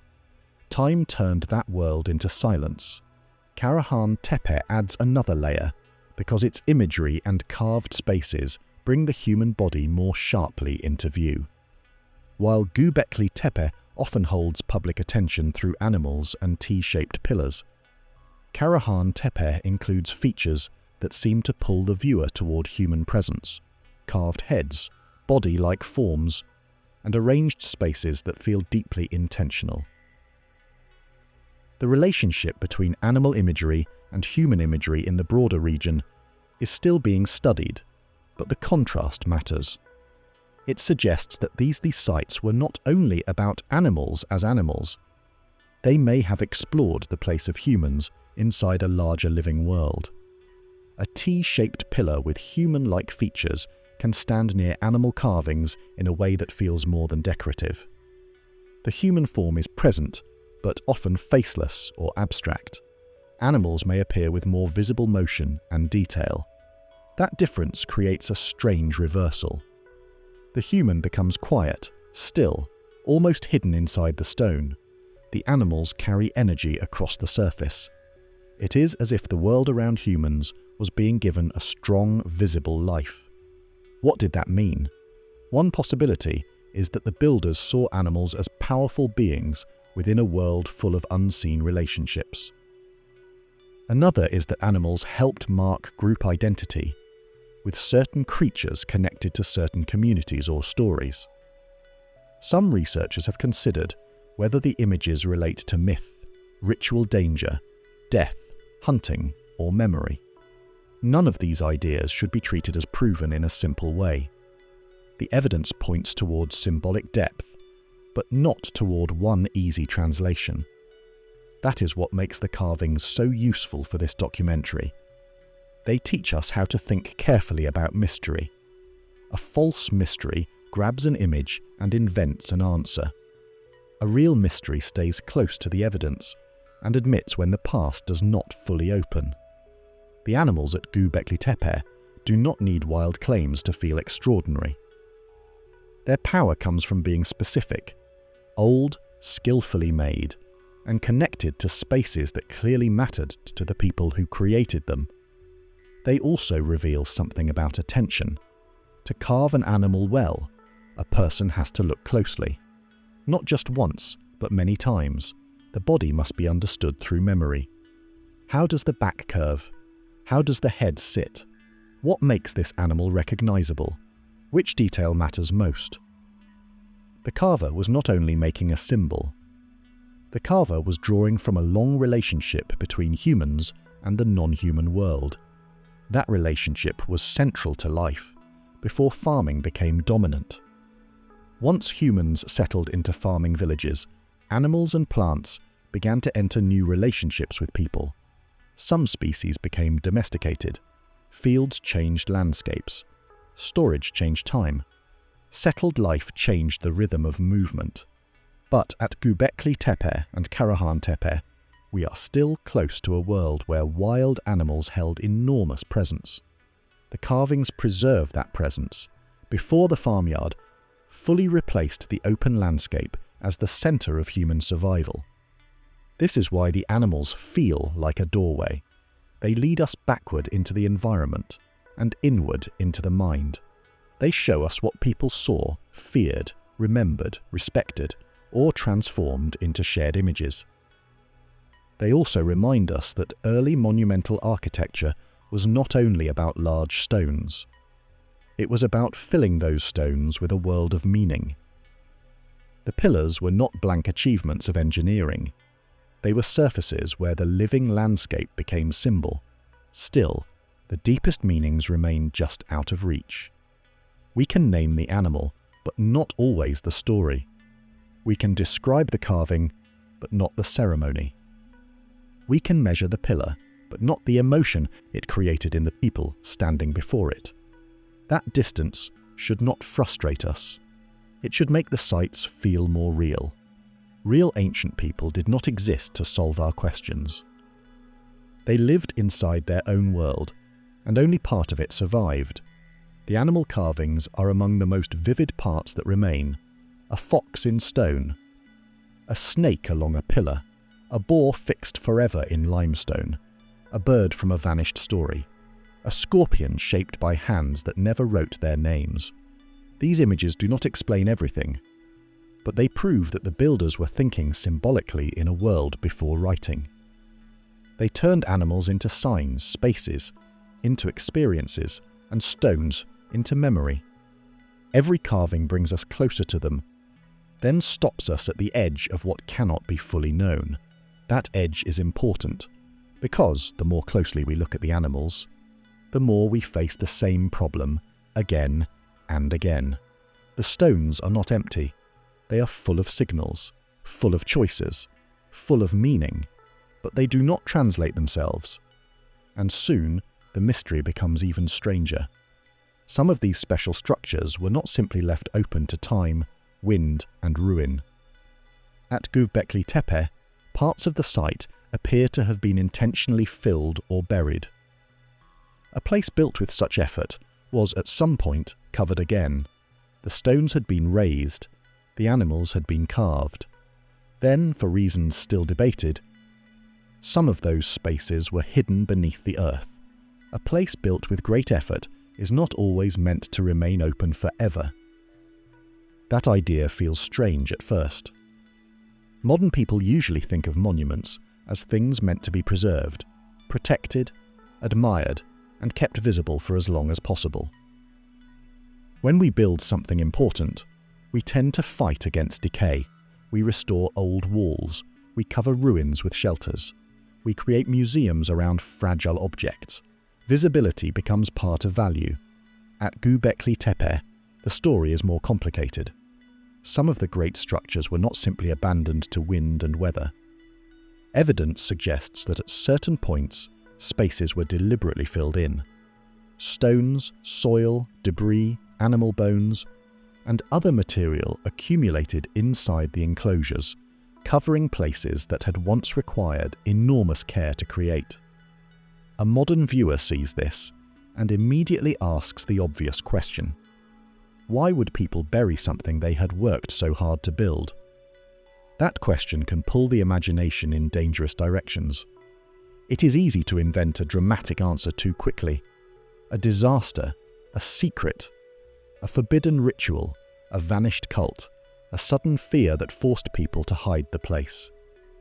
But responsible archaeology moves more slowly. The filling of structures at Göbekli Tepe is real and important, yet the exact reasons are still debated. The evidence points toward action and change, but it does not hand us one simple story. Still, the act of covering a special space is powerful. If a structure had once been used for gathering, ceremony, memory, or identity, filling it may not have meant throwing it away. It may have meant closing it. In many human societies, important places and objects are not abandoned casually. They are ended with care. A building can be retired. A ritual space can be transformed. An object can be buried because it remains powerful, not because it has lost all value. That possibility changes the mood of the site. Imagine an enclosure at Göbekli Tepe after years of use. The pillars still stand. Animals still watch from the limestone. People who once helped carve or raise the stones may be gone. Younger generations may know the place through stories, ceremonies, or memory. At some point, the community decides that this space will no longer remain open in the same way. Material is brought in.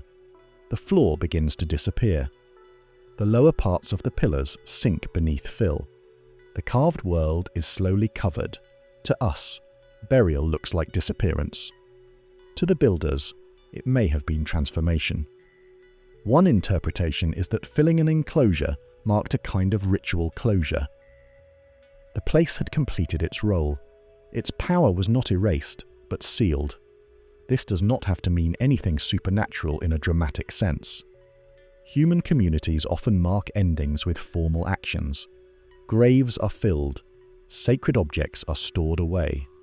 Old houses may be burned, dismantled, or covered.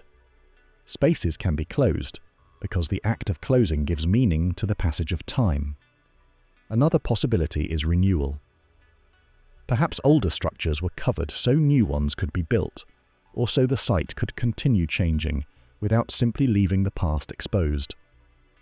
At Göbekli Tepe, the site shows different phases of activity. Some structures are larger and older, while later ones can be smaller or different in form. This suggests a living place, not a frozen monument. If the way people used the hill changed over generations, filling earlier spaces may have been part of that long process. A place can remain important even while its form changes. That happens in many landscapes. A sacred hill may hold several phases of building. A settlement may grow over older homes. A church may rise on a place where earlier structures once stood. A cemetery may preserve memory through layers. The people involved may not see themselves as destroying the past. They may see themselves as continuing it, covering one chapter while opening another. Göbekli Tepe may have carried that kind of layered history. Practical reasons may also have played a role. Structures can become unstable. Walls can weaken. Social use can shift. People may need to level ground, protect features, or manage spaces that no longer serve the same purpose. Filling could have been partly practical and partly meaningful at the same time. Modern categories often separate those things too sharply. For ancient communities, the physical act and the symbolic act may have belonged together. That is one reason a single explanation may never be enough. The fill itself is also important because it became part of how the site survived. If some structures had remained fully exposed for thousands of years, weather and later activity might have damaged them far more severely. Covering can protect as well as hide.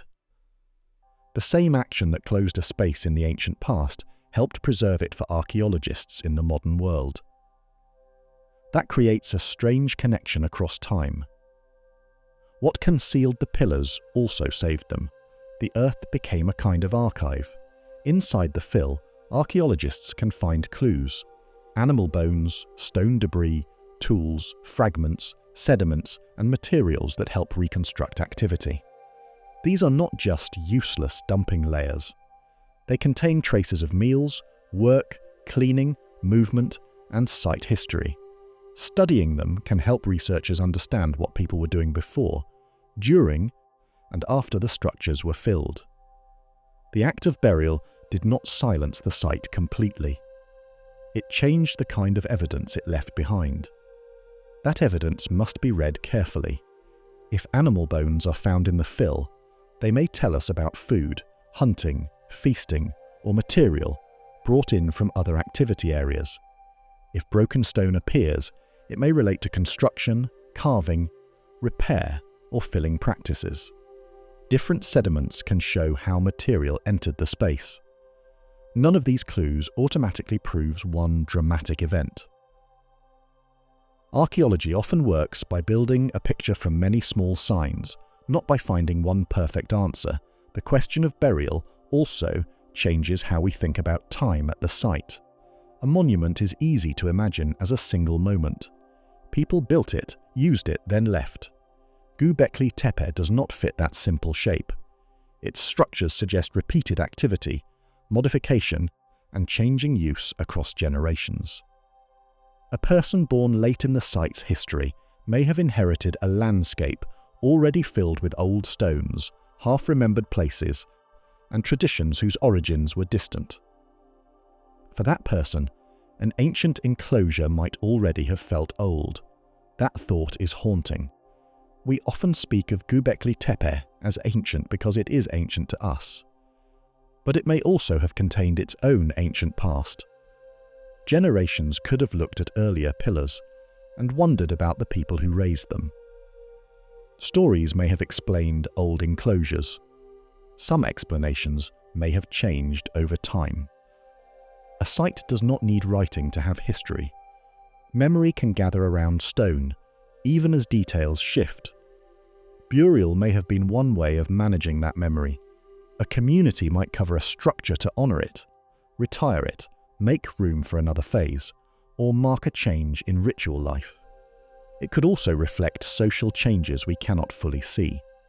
If groups gathered differently, if leadership patterns changed, if food strategies shifted, or if nearby settlement became more important, the role of the hill may have changed as well. The filling of structures may belong to that broader transformation. This is where Göbekli Tepe connects to the larger Neolithic world. The people of the region were living through deep change. Older ways of hunting, gathering, and moving through the landscape did not simply vanish overnight. Farming did not arrive as a single invention that instantly replaced everything else. Instead, communities experimented, adjusted, settled more in some places, moved in others, used wild resources, cultivated plants, managed social ties, and created new forms of life over long periods. In such a changing world, special places could change too. A site that once served one kind of gathering might later serve another. A large enclosure might no longer fit the needs of a changing community. A ritual tradition might shift toward different spaces. The meaning of the hill may have remained strong, but the way people expressed that meaning could have evolved. Burial, rebuilding, and alteration may all belong to that slow movement. Karahan Tepe reminds us that this movement was not limited to one mound. Across the wider Taş Tepeler landscape, researchers are studying multiple sites with carved features, pillars, and special architecture. Each one may preserve a different part of the regional story. Some may emphasize open enclosures. Others may include carved rooms, bedrock features, or human-like imagery. Together, they suggest a world where communities were experimenting with ways to give meaning physical shape. The burial question, then, is not only about covering stone, it is about how people handled the life cycle of important places. A special structure can have a birth, a use, a memory, and an ending. It can be made, entered, altered, filled, remembered, forgotten, rediscovered, and reinterpreted. The builders may never have imagined that modern archaeologists would uncover their work under the gaze of cameras and visitors. Yet the choices they made shaped everything we can know today. Their decision to cover certain spaces left us both a mystery and a gift. A mystery, because the reason is not written down. A gift, because the buried world survived. Still, the emotional impact remains hard to escape. People once stood inside those enclosures when the pillars were open to the air. They saw the animals in the light. They moved across floors that later disappeared under fill. They may have touched the stone, watched ceremonies, shared food, remembered the dead, learned stories, or joined gatherings that made them feel part of something larger. Then the space changed. The open place became hidden ground. Thousands of years passed. The hill held its silence. When modern archaeology brought the stones back into view, the buried structures seemed almost to return from another human reality. Not a fantasy world, not a lost empire. A real world, older than cities, where people had built spaces meaningful enough to create, use, and finally cover with intention. That sequence is powerful because it shows depth. Göbekli Tepe was not merely built, it had a life. Karahan Tepe and the wider region suggest similar complexity in different forms. These places were part of communities that made choices across time. They were not static monuments waiting to be photographed. They were active parts of a changing human landscape. And now the documentary reaches one of its most important turns. If these sites were built, used, changed, and sometimes buried during the early Neolithic, then they belonged to the same broad era in which human life was moving toward new forms of settlement and food production. The old question returns, but with more force. Did people build these places because they were already becoming settled? Or did gathering around places like these help push people toward more settled lives? The answer is not simple. It cannot be reduced to a slogan. But the relationship between ritual, food, gathering, and farming may be one of the deepest clues these stones offer. Before farming became the world, people were already learning how to gather around something larger than survival. The road toward farming was not a straight road. It did not begin one morning with people suddenly deciding to stop moving, plant fields, build villages, and become the world we now call civilization. Human life changed slowly, unevenly, and differently from place to place. In southeastern Turkey, during the early Neolithic, older ways of hunting, gathering, watching seasons, and moving through the land existed beside new habits that would eventually reshape everything. People were not stepping out of darkness into progress. They were adjusting to a changing world, one decision at a time. That is why Göbekli Tepe and Karahan Tepe matter so deeply. They stand near one of the greatest turning points in human history, but they do not fit the simple version of that turning point. In the simple version, farming comes first. People settle down, food becomes more predictable, villages grow, social life becomes more organized. Only after that do monuments and ritual centers appear. It sounds clean, almost logical, and for many years it shaped how people imagined the beginning of civilization. The stones in southeastern Turkey make the picture messier. They suggest that people were gathering, carving, building, and creating symbolic spaces while farming and settled life were still developing. That does not mean temples came before farming in a simple, final way. The real situation was probably more tangled. Wild foods still mattered, hunting still mattered, seasonal movement still mattered. Early cultivation may have existed in some forms. Settlements were becoming more important in certain places. Social networks were growing stronger. Ritual and gathering may have been part of the same changing web. A web is harder to explain than a staircase, but it is closer to real life. Imagine a region where different groups know the same hills, water sources, hunting grounds, and stands of wild grain. Some groups move more often, others return to certain places again and again. A few may stay longer in favorable areas. People meet during particular seasons when food is available, animals move, or traditions call them together. A hill with carved pillars becomes one of the places where these meetings take shape. Over time, such gatherings may change the rhythm of life. Food sits at the center of that change. Large gatherings require meals. Workers need to eat. Visitors must be fed.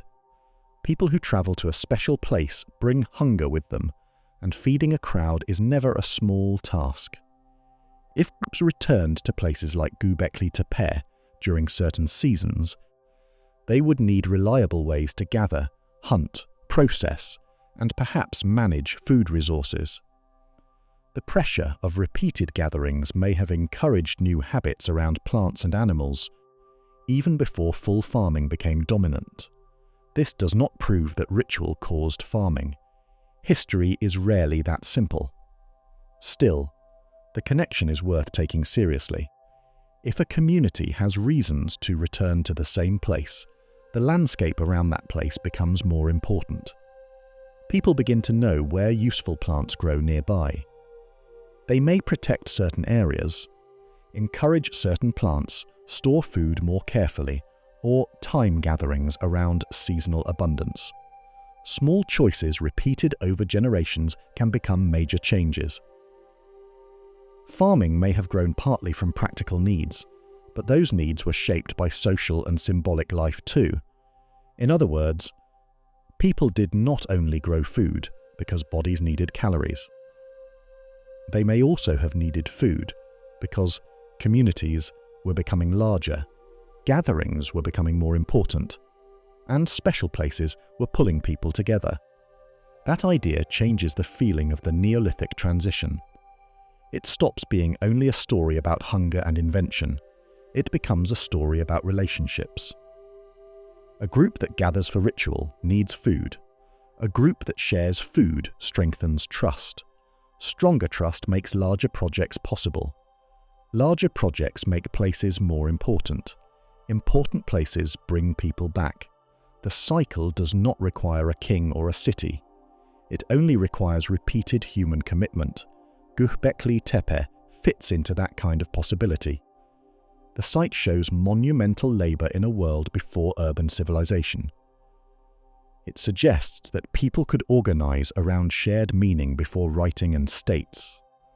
It also sits in a region where the shift towards settled life and farming was underway across a long span of time. The hill was not outside history. It was inside a changing human landscape, where food, ritual, movement, memory and cooperation were becoming tied together in new ways. Karahan Tepe deepens the same problem. Its carved spaces and symbolic features suggest that special architecture was not limited to one famous mound. The wider Taş Tepeler landscape shows that early Neolithic communities in the region were creating multiple places of meaning. Each site may have had its own role, but together they suggest a broader tradition of gathering and shaping stone. If several places drew people across the land, then movement and settlement may have existed in a complex balance. People could be rooted without being fully urban. A community does not need a city to feel attached to a place. A seasonal camp can be remembered deeply. A hill can be sacred. A spring can belong to stories. A burial place can pull descendants back for generations. A carved enclosure can become a landmark of identity. Human attachment to place is older than walls, maps, and official borders. The early Neolithic may have included many kinds of belonging that do not fit neatly into modern categories. This is why the phrase, "before farming became the world," is important. Farming did not merely add food, it transformed space, labour, risk, and social life. Fields require attention. Stored grain changes how people plan. Settled villages create new relationships with land. Domesticated animals alter daily routines. Birth rates, property, conflict, disease, cooperation, and hierarchy can all change when humans live more permanently in one place. The later world of cities would grow from many of these changes, but the roots were already forming much earlier. Yet those roots were not only economic. The older view often treated farming as the engine and everything else as the result. First food surplus, then society. First crops, then monuments. First settlement, then ritual centres. Göbekli Tepe and Karahan Tepe make us consider another possibility. Symbolic life may have been one of the forces pulling people toward new forms of settlement, even as food changes made those gatherings easier to sustain. The relationship may have moved in both directions. Ritual gatherings could create a need for more food. Better food management could support larger gatherings. Larger gatherings could strengthen social networks. Stronger networks could spread new practices. New practices could make people more settled.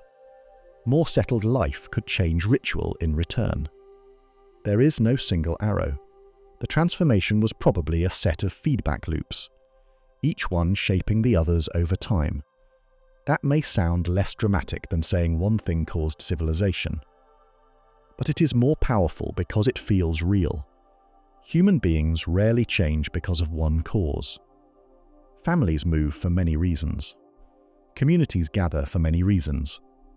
New technologies spread because they solve practical problems, but also because they fit social needs. Beliefs can shape labour. Labour can reshape belief. Food can support ritual. Ritual can organise food. In the early Neolithic, the road toward farming may have been built from all of these forces together. The stones help us see the invisible parts. A field from 11,000 years ago may leave faint traces. A spoken tradition disappears. A seasonal gathering leaves only fragments, but a limestone pillar remains. A carved animal survives. A filled enclosure preserves bones and debris.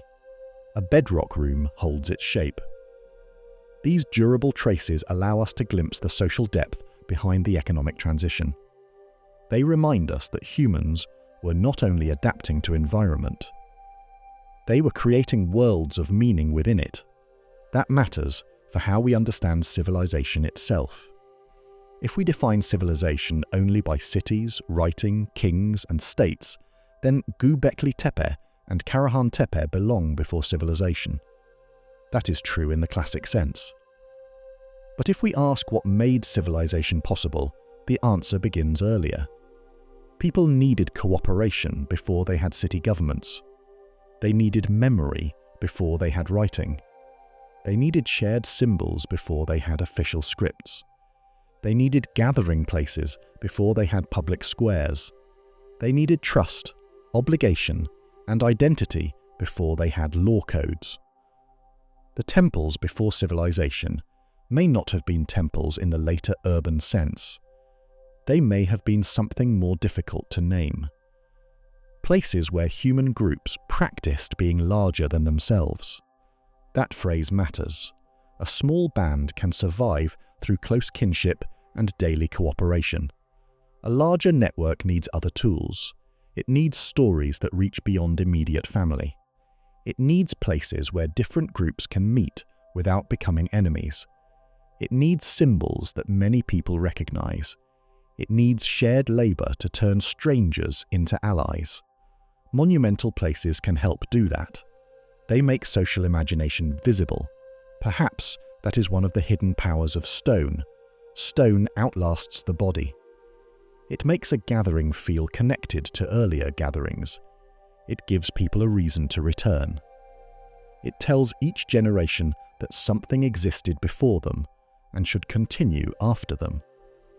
In a world moving toward more settled life, that kind of continuity could be deeply important.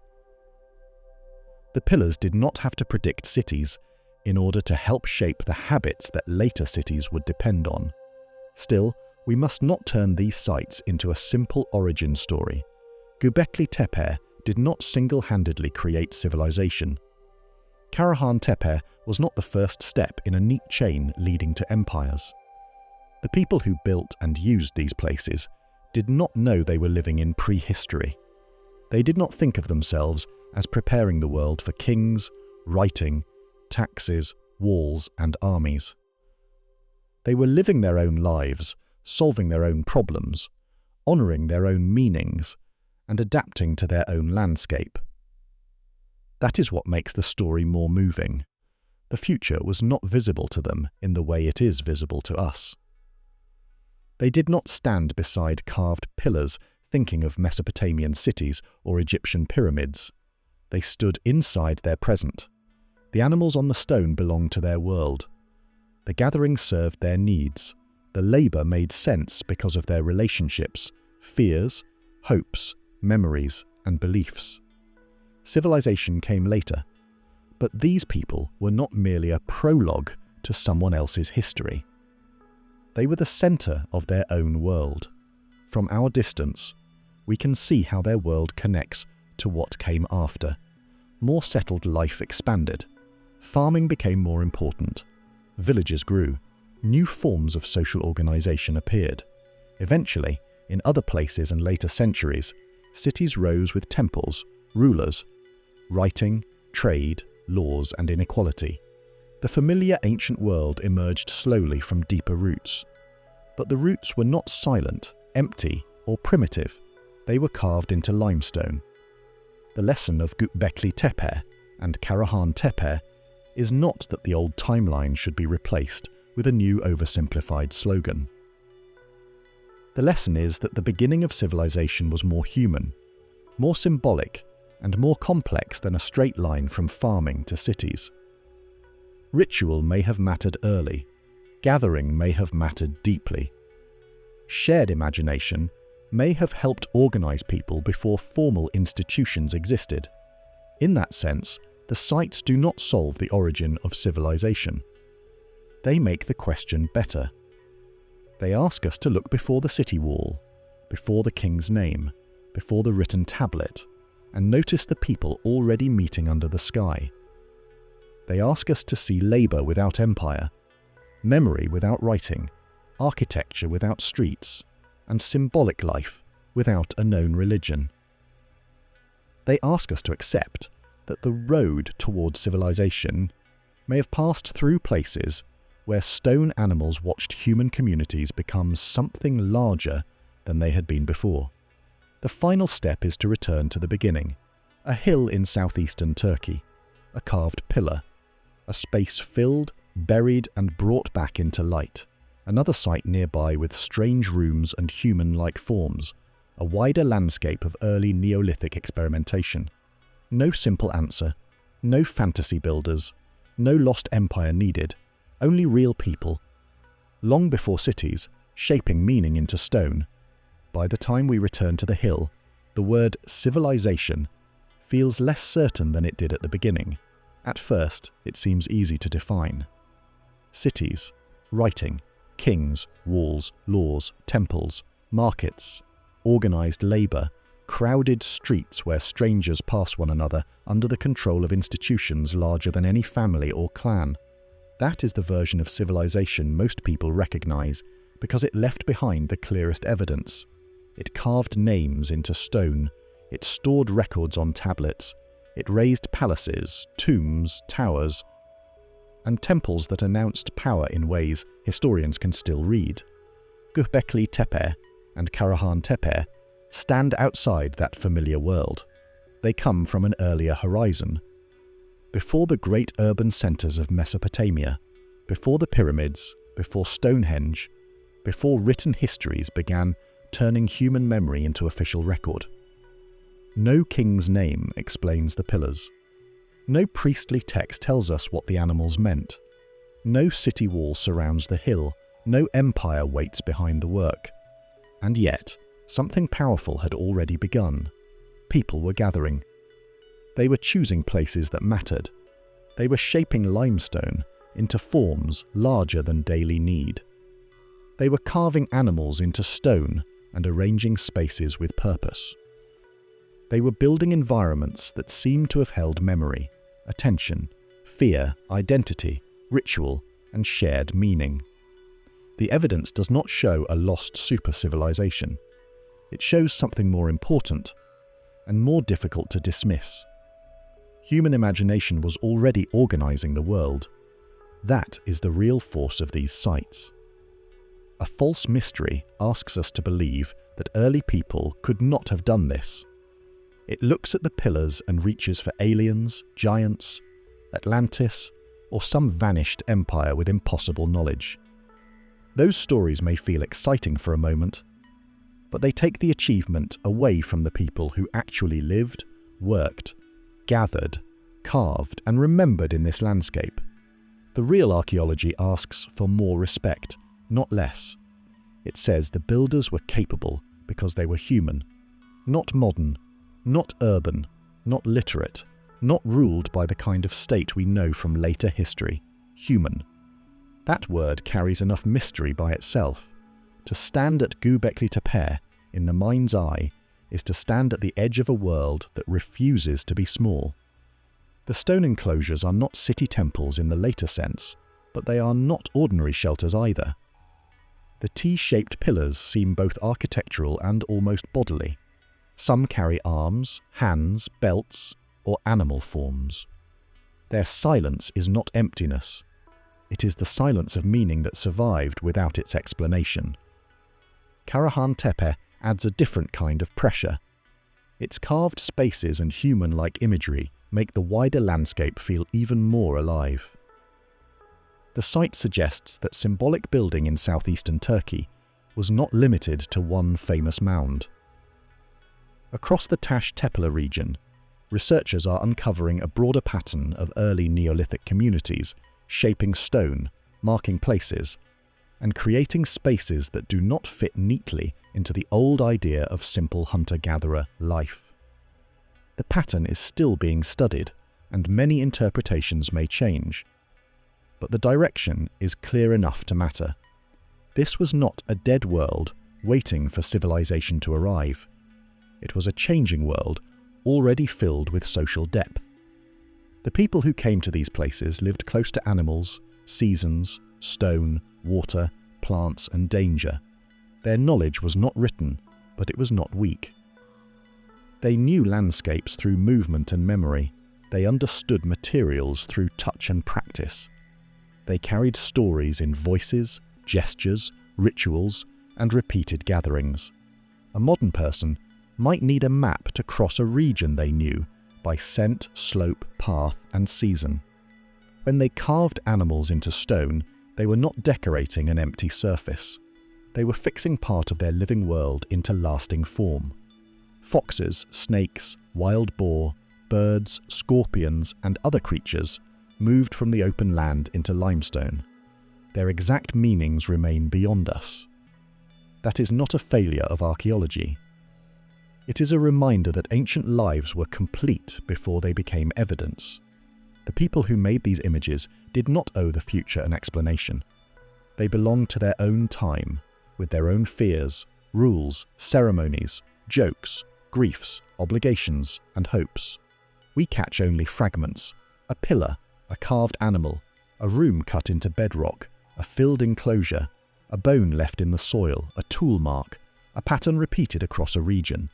From these fragments, the past begins to take shape, but never fully returns.